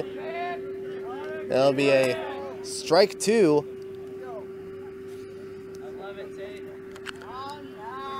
It'll be an 0-2 count. Tate Brust, the 0-2 pitch. Line drive ball over the glove of the first baseman, Will Wentz, and Jordan Justice has his second hit of the afternoon.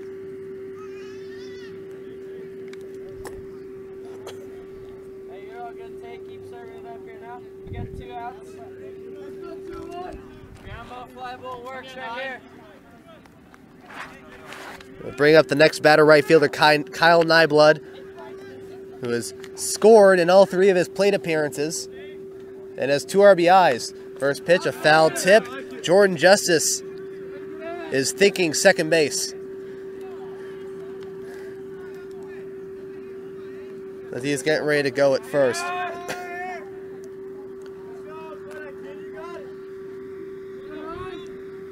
Tate Brust looking over at first base. The 0-1, runner goes, and it'll be a foul check swing for an 0-2 count. Justice was ready to roll to go to second base. But instead, he'll go back to first base. And across the Wesco 4A Conference, the season has also begun. It started back on Saturday, March 10th, with Kamiak playing North Creek High School in their first ever high school baseball game, with North Creek winning 3-2. The 0-2 pitch, outside for a ball 1. Play then continued on Monday, March 12th. Mount Vernon, led by a new pitcher, junior Hudson Rines, beat Marysville-Getchell 16-3. And the Mariner Marauders get their first win of the season in their first game this time, 8-7 over Chief Sealth. The 1-2 pitch outside for a ball 2. And on Tuesday, there was a number of teams that started their season. First, Mariner, they played their second game in 2 days and lost to Mount Lake Terrace on the road 6-4. And another game that was played on Monday, 2-2 pitch, low for a ball 3. A game that was supposed to be played yesterday, but instead was played on Monday, was Everett at Cascade at the Battle of Broadway. Cascade won the game 6-5 after catching a runner stealing at second base in the bottom of the 7th inning. Throw to first, not in time to get JoJo at first base. Other games, Burlington Edison beating Mount Vernon and the Battle at the Bridge 5-1. Inglemoor beating Jackson 11-5. Bishop Monroe once again beating Bishop Blanchette at Monroe High School 12-5. And the payoff pitch will go low and outside for a ball 4. Runners on first and second. Josh White once again going on to the mound to talk to Tate Brust, and they might bring out another pitcher.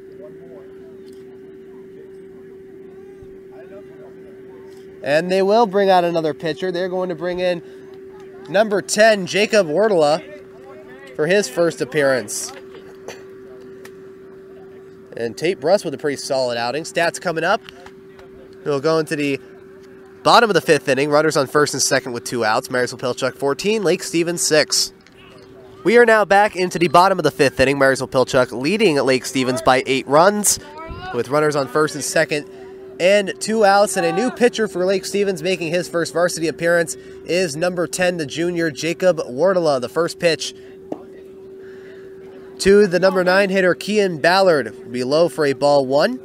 Tate Brust, in his time up, he has thrown for 3 innings, allowed 4 hits, currently 2 runs, with none of them being earned, but has a chance to have some earned runs on his name. 1-0, hard hit ball, going in the center field. LaPierre going back and making the catch. So it looks like Tate Brust won't have any earned runs after all, with 2 walks and no strikeouts on 52 pitches. That is no runs on 1 hit, no errors, and 2 runners left on. At the end of 5, it is 14-6.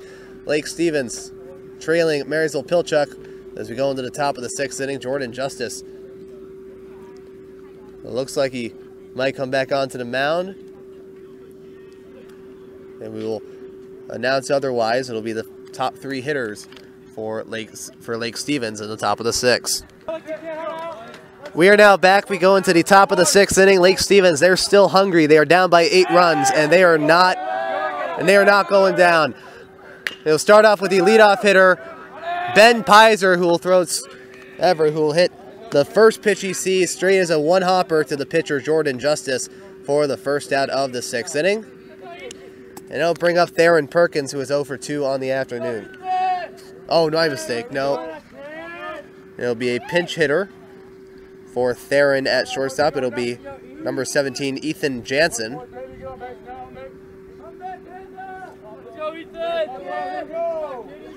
who will be making his first varsity at bat. Outside for a ball 1.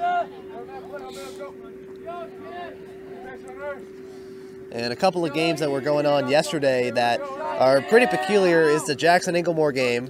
The 1-0 pitch, hard hit ball left field. Bailey Alvis going back, and that one around the same area where Trey Long landed. That was home run territory. It'll be a foul ball for a 1-1 count. Now, a couple of games yesterday that were pretty interesting was the Jackson-Inglemoor game and the Stanwood-Glacier Peak game. Jackson and Glacier Peak, 2 teams that are expected. Jackson expected to be one of the top teams in Wesco 4A. Glacier Peak are recovering from losing a bunch of players after finishing 2nd place and getting a state berth. Glacier Peak at home loses to Stanwood 3-1. The 1-1 pitch, strike 2 looking right down the middle.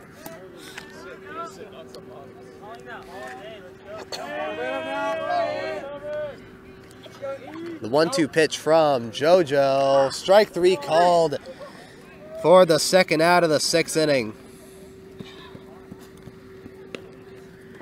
And he catches Jansen looking. Now we go to Connor Bardou, who is 1 for 1 with a single. Got hit, got a run, and got an RBI.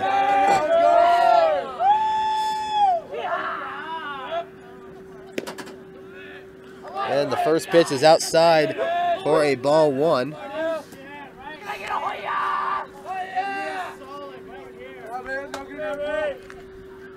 The 1-0 by Jordan Justice, low for a ball 2. Glacier Peak, they lost to Stanwood 3-1. Jackson, I don't know if it was because they were against a King-Co opponent or what exactly, but they lost 11-5 to Inglemoor. 2-0 pitch, a 1-hopper to the catcher Jordan Luton. It looks like Jordan Justice might be getting phased a little bit. And here are the games that are supposed to be going on today. 3-0 upstairs, ball 4. Oh, wait a minute. Wait a minute. No, that is letters high strike. That is way too high. 3 balls and 1 strike. Jordan Justice getting the sign from Luton. Outside, ball 4, and it'll be a 2-out walk.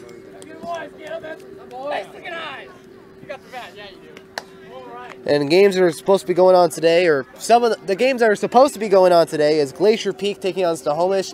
That game has instead been moved to tomorrow, Thursday, March 15th. And the game of Cascade at Arlington, that has been moved to Saturday, March 17th. Throw to first, not in time to get Connor. Other games, Marysville-Getchell going on the road against Jackson, probably losing by 10 runs right now. And at 6 p.m., Monroe traveling over to Sammamish to play Eastlake. And the first pitch is low and inside for a ball 1. Bringing back memories of back in 2014 when Lake Stevens traveled over to Sammamish to play the Eastlake Wolves. They were a pretty good King-Co team, and the Vikings lost 6-4. And the 1-0 pitch outside for a ball 2.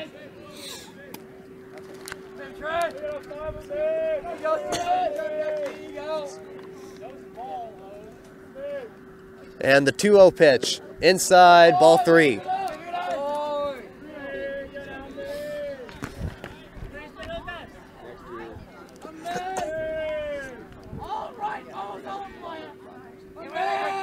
And the 3-0 pitch. Ball 4, 4-pitch walk. And it looks like my assumption is coming into fruition. Jordan Justice looks like he's getting phased out there after throwing now 2 innings. Going to be 2 1/3 if he can get the 3rd out. And it'll be Will Wentz.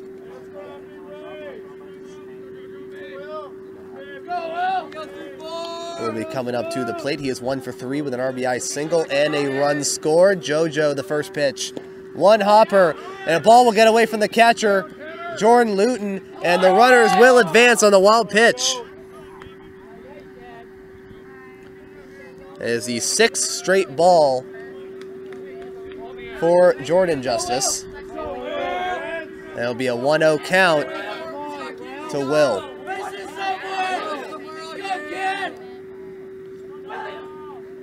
And the 1-0 pitch, and there's ball 7. It is outside.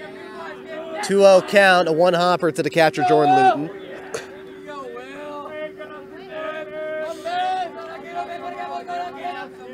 And the 2-0 pitch.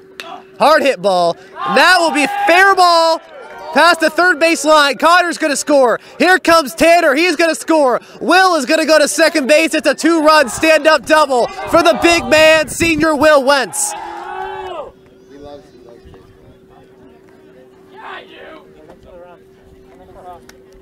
That is 3 RBIs for Will Wentz on the afternoon. The score is now 14-8. They trail by 6. And here comes Christian Lapierre.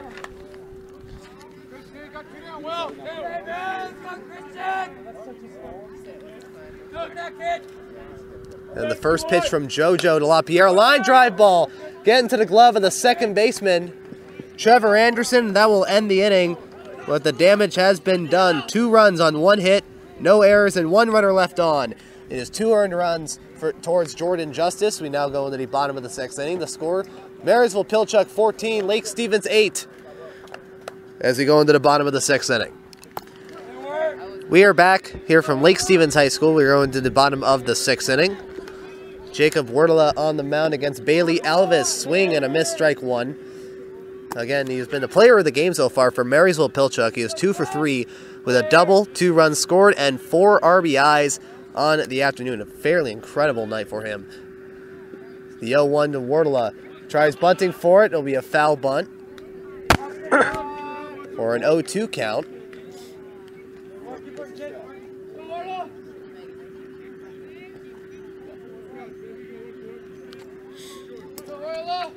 And Werdala ahead on the count on the first batter. Leadoff batter Bailey Alvis, followed by Jordan Luton and Mark Boloski. The 0-2 pitch. Swing and a miss, strike 3. Trey Long, he is able to tag Bailey Alvis. He dives towards him. He is able to tag him, and he strikes him out.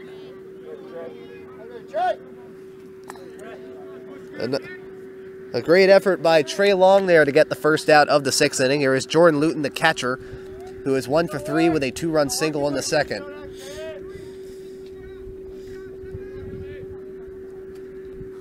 The first pitch by Werdala, strike 1 looking.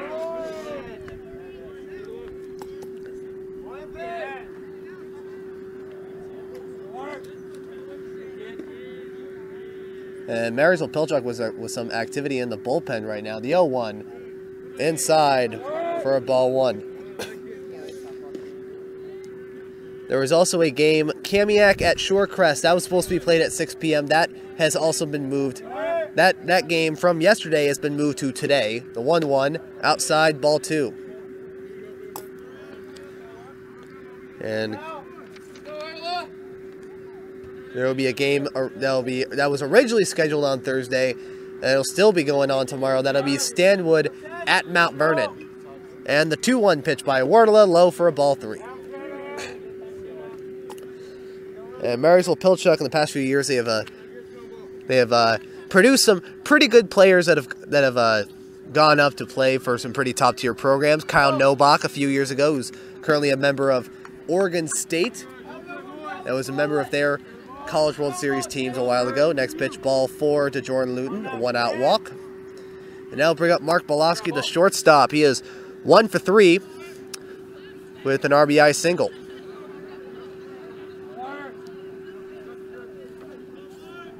And the first pitch by Luton, a hard hit ball. This one going into right center field. Medford thought he had the ball, he couldn't find it.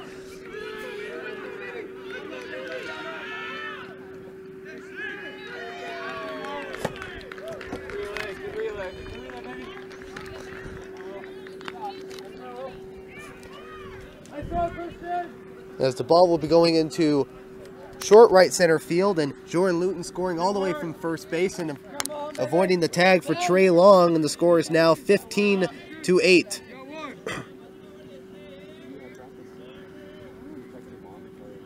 That'll be the second RBI for Mark Belowski this afternoon. First pitch to Eric Anderson will be a ball one.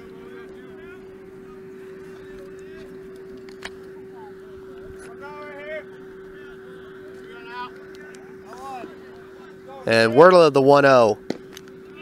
Right down the middle for a strike one.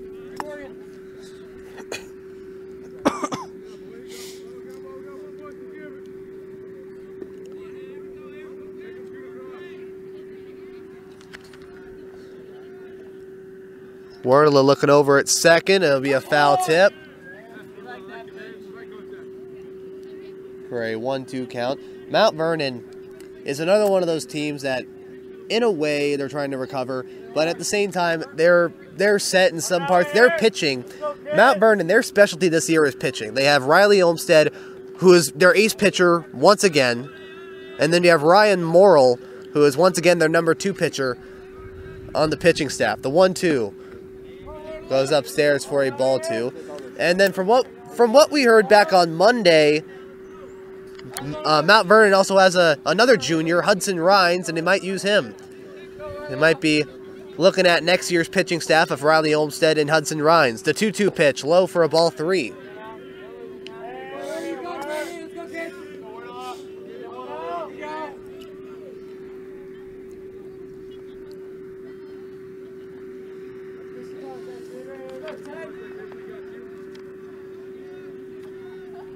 And the 2-2 pitch, fly ball, and that is a foul.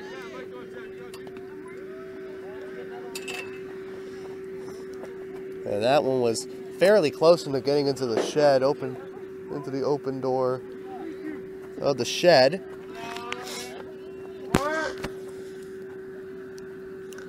And the payoff pitch from Wardla, line drive, gets past the glove of a diving Hunter Zalesko. Belowski's riding around third. The throw home, is it in time? No, it is not. And it will be an RBI single for Eric Anderson, and the error will move him to second. It is now 16-8.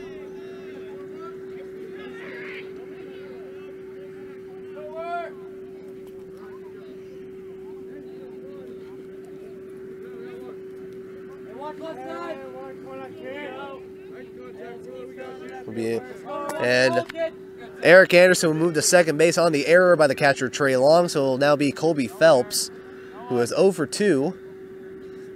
First pitch, strike one looking.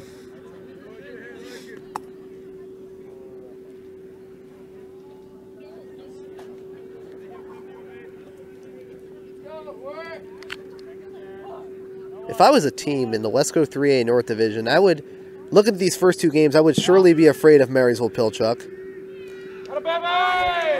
And the ball will get past, oh my goodness. And the ball will get past Trey Long. The throw to third to try and get Eric Anderson is not in time. It beat him by a mile, but it looked like Connor Bardew didn't tag him before he touched the bag. Timeout by Lake Stevens. Josh White going to talk to the umpire.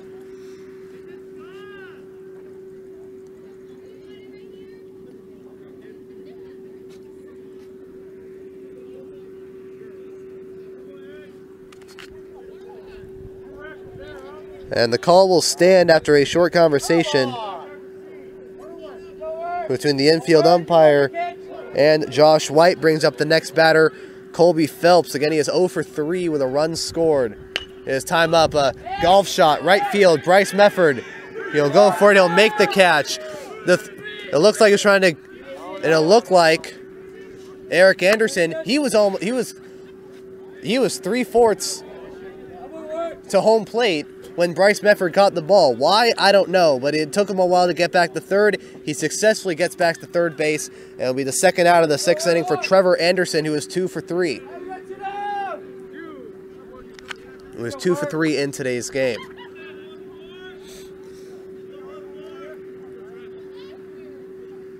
And the first pitch from Wardla, ball 1 low.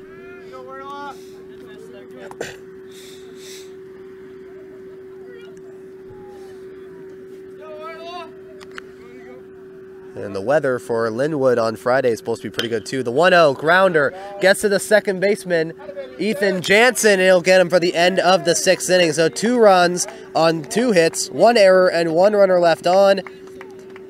And that'll be the end of the 6th inning. The score now, Marysville-Pilchuck 16, Lake Stevens 8. We now go into the top of the 7th inning. A new pitcher for Marysville-Pilchuck. That will be number 8, Kyle Nyblood, as we go into the top of the 7th inning. Marysville-Pilchuck trying to get their 2nd win of the year and trying to close out the Vikings to go 2-0. And we are now back. Lake Stevens trying to fight for one more half inning here at the top of the 7th inning. A new pitcher for Marysville-Pilchuck. That is the other sophomore on the Pilchuck team, Kyle Nyblood. And the first pitch to the designated hitter, Aaron Lampinen, will go awry and get past the catcher, Jordan Luton. Kyle Nyblood facing the 7, 8, 9 hitters of Lampinen, Bryce Mefford, and Hunter Zalesko. The 1-0 low for a ball 2. Jordan Justice finished with 2 1/3 innings, 2 hits, 2 earned runs, 2 walks, and a strikeout for 42 pitches. Next pitch is strike 1, looking at 2-1 count. And Jacob Wardla finishing with an inning and a third, 2 hits, 2 earned runs, 1 walk, and 1 strikeout on 22 pitches. The 2-1 inside, ball 3. And here is the scenario for Lake Stevens. They are down by 8 runs. And they have to score 8 runs to tie the game and score 9 to take the lead and to extend this game. Next pitch is strike 2 looking. And it goes letters high. Lampinen thinking it was a ball 4 again. This next one, hard hit ball. Gets past the glove of a diving Trevor Anderson at second base. And the Vikings will start off the top of the 7th inning with a leadoff single. As Lampinen's 2nd hit of the night, of the afternoon actually. And now Tanner Lind. And Tanner Lind will now be the pinch runner for Lampinen.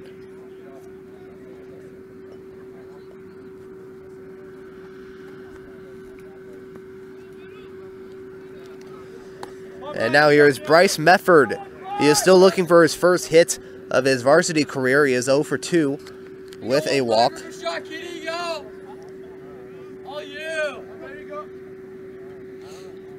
And the first pitch from Kyle Nyblood is low for a ball 1.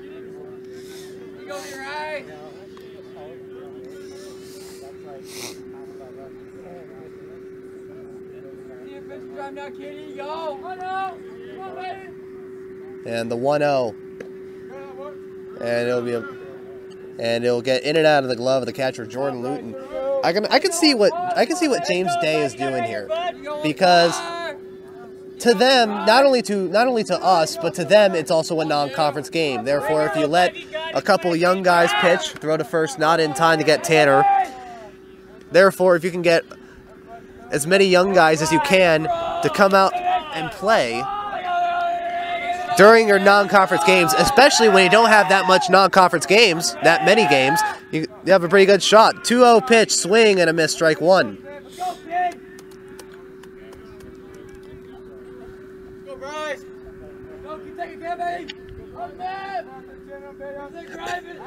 And the 2-1 pitch, low and inside for a ball 3. Now, just like Arlington, Marysville-Pilchuck also moved down from 4A to 3A. The 3-1, low for a ball 4, and Lake Stevens has their first 2 batters on base. To start the top of the 7th, here is Hunter Zalesko, who is 1 for 3 with a double and a run in today's game. Now, Marysville-Pilchuck moved down from 4A to 3A back in 2013, but before then, they were heated rivals. And most recently in 2012, during Lake Stevens' incredible 19-1 season, where practically every position was stacked, they won all 3 meetings. Ever since then, Lake Stevens has won only... They have won 4 of their last 5. They lost in 2013 4-1 at home. First pitch is strike 1 looking. They beat Pilchuck on a walk-off hit in 2014 and a walk-off hit last season to win. Next pitch, knee high, strike 2 looking. In 2013, MP won 4-1. At 2014, Lake Stevens beat MP 2-1. At 2015, led by JT Troya, who was at his first varsity start, they beat Pilchuck 12-0. And the 0-2 pitch is upstairs for a ball 1. At 2016, Lake Stevens beat Marysville-Pilchuck 10-3. And last year, down 4-2, Lake Stevens beat the Tomahawks 5-4 in a walk-off single. The 1-2 pitch low for a ball 2, which was the game where both James Day and Josh White were trying to find their first varsity wins. Josh White ended up finding his first win. Eventually, James Day did as well, as they were both in their first seasons as a head coach. They were both taken over. Really well-known coaches, Marysville-Pilchuck for Kirk Koshelnik and for Lake Stevens for Roger Anderson. They're trying to start a new era of their own, and they had to face each other to start it. The 2-2 pitch for Nyblood. A hard-hit ball. This one going into right center field. That's going to fall. Going past third is Tanner Lind, and he is going to score. It is 16-9. An RBI single for the sophomore Hunter Zalesko.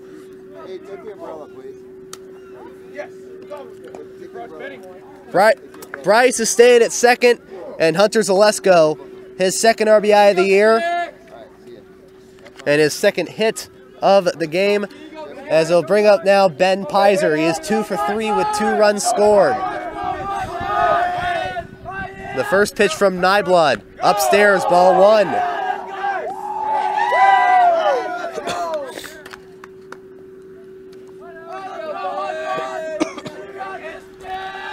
And the 1-0 pitch from Nyblood. Strike 1 looking. It's the outside part of the strike zone, and the home plate umpire is going to call it a strike.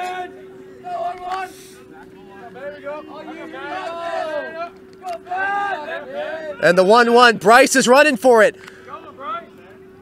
And now go for a foul ball. It's past the third base side. Bryce was already at third base, using his speed to take advantage of the situation. But instead he has to go back to second. 1 ball and 2 strikes. From Nyblood to Ben Pizer.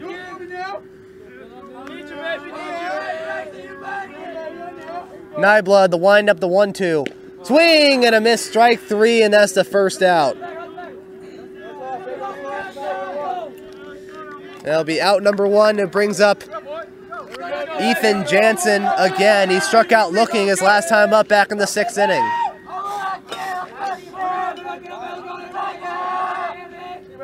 And the first pitch from Nyblood, strike 1 looking right down the middle.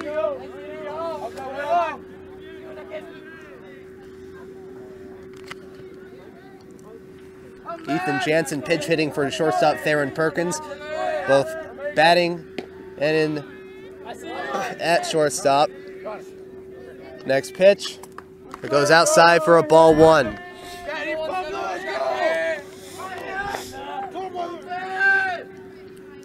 And the 1-1 pitch from Nyblood.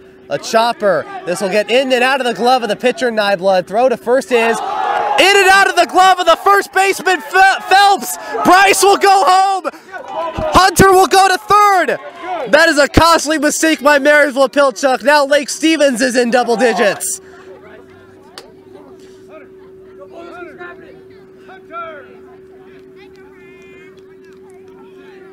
And that run will be unearned.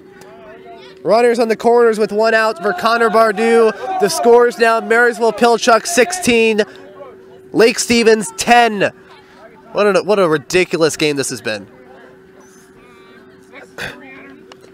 And Theron Perkins will pinch run for the guy that's hitting for him, Ethan Jansen. Theron Perkins will be pinch running at first base. And here comes Connor Bardew, who is 1 for 1. He got a single, he got hit, he had a sacrifice fly, and he got walked, and he scored 2 runs.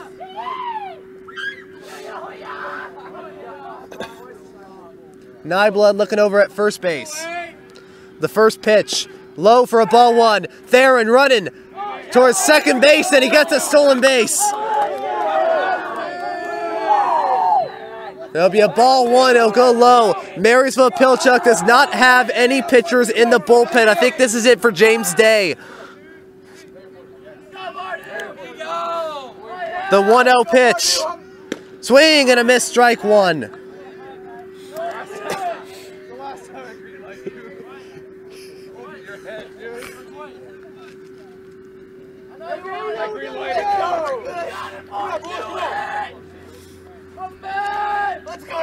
The 1-1 pitch by Nyblood. Fly ball, that's foul.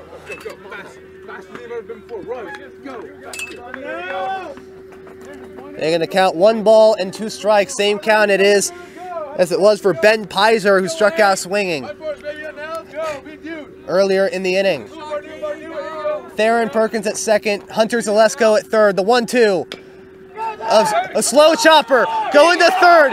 The throw to first is not in time. He's safe at first base. An RBI infield single for Connor Bardew. Make that 16-11. Woo! This is getting more weird. This game is getting more ridiculous by the at-bat. It was a slow chopper. It was fielded by the third baseman, Eric Anderson. Tried to get it out of his glove. He couldn't get it out of his glove in time, but he was able to throw it. But not in time to get Connor Bardew. A run will score, 16-11. And Theron was able to move to third base on that. And now, here is Trey Long. Trey Long, he is 1 for 2 with a RBI double, 2 runs, an RBI double and 2 runs scored. The first pitch. Strike 1 looking, that hits the outside part of the strike zone. Connor Bardew gets an RBI out of that, his third RBI of the season.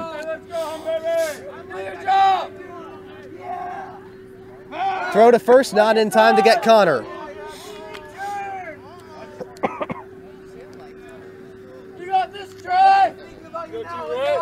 This game's getting more ridiculous by the at-bat, especially here at the top of the 7th inning.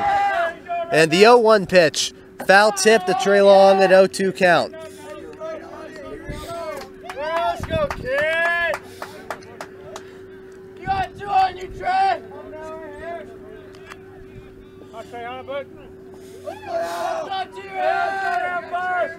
Kyle Nyblood looking over at first base towards Connor, the 0-2. A slow roller, that's going to go towards the Marysville-Pilchuck dugout for a foul ball.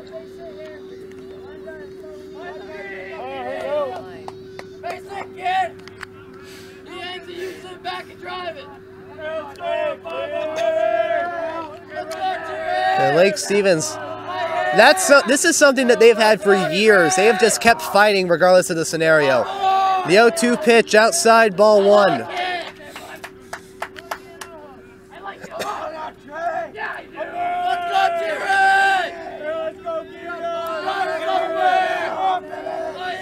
Nyblood looking at first, a 1-2.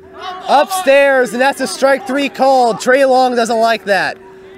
Catcher stood up to catch it. And it'll be a strikeout looking for the second out of the 7th inning. And here comes Will Wentz with a chance to keep this inning alive. He is 2 for 4 with a double, a run scored, and 3 RBIs. The first pitch, knee high, maybe under the knee. Strike 1 looking. Go, Will! Let's go, Will! Let's go, Will! And Kyle Nyblood, the 0-1. Low for a ball 1. Low and outside for a ball 1.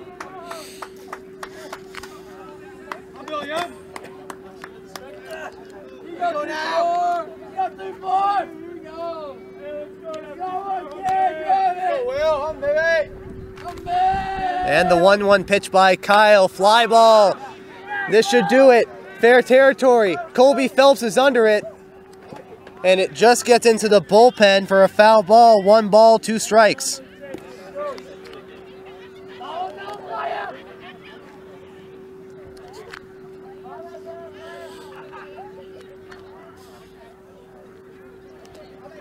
And Kyle Nyblood needs 1 more strike to seal a Marysville-Pilchuck victory and to keep their season undefeated. Nyblood looking over at Connor at first base. The 1-2 pitch. Strike 3 called. That is another questionable strike 3 call, and that will end the game. A strike 3 call for Kyle Nyblood, and then a ridiculous ending to a ridiculous game. Final score, Marysville-Pilchuck 16, Lake Stevens 11. The winning pitcher being Joseph McCoy, and the losing pitcher being Justin Troya, who is 0 for 1 on the year. Marysville-Pilchuck, they're 2-0. And Lake Stevens will officially start their season. Not officially, but through 2 games will finish 0-1. Now, even though they lost by 5 runs and both teams scored double digits, here's one thing that we know about Lake Stevens. They can hit. They can hit. This is not like last year where they can hit in crucial situations. It's the fact they can hit in general at any point in the game, and that is something that I'm looking forward to in later games, and I hope you are too.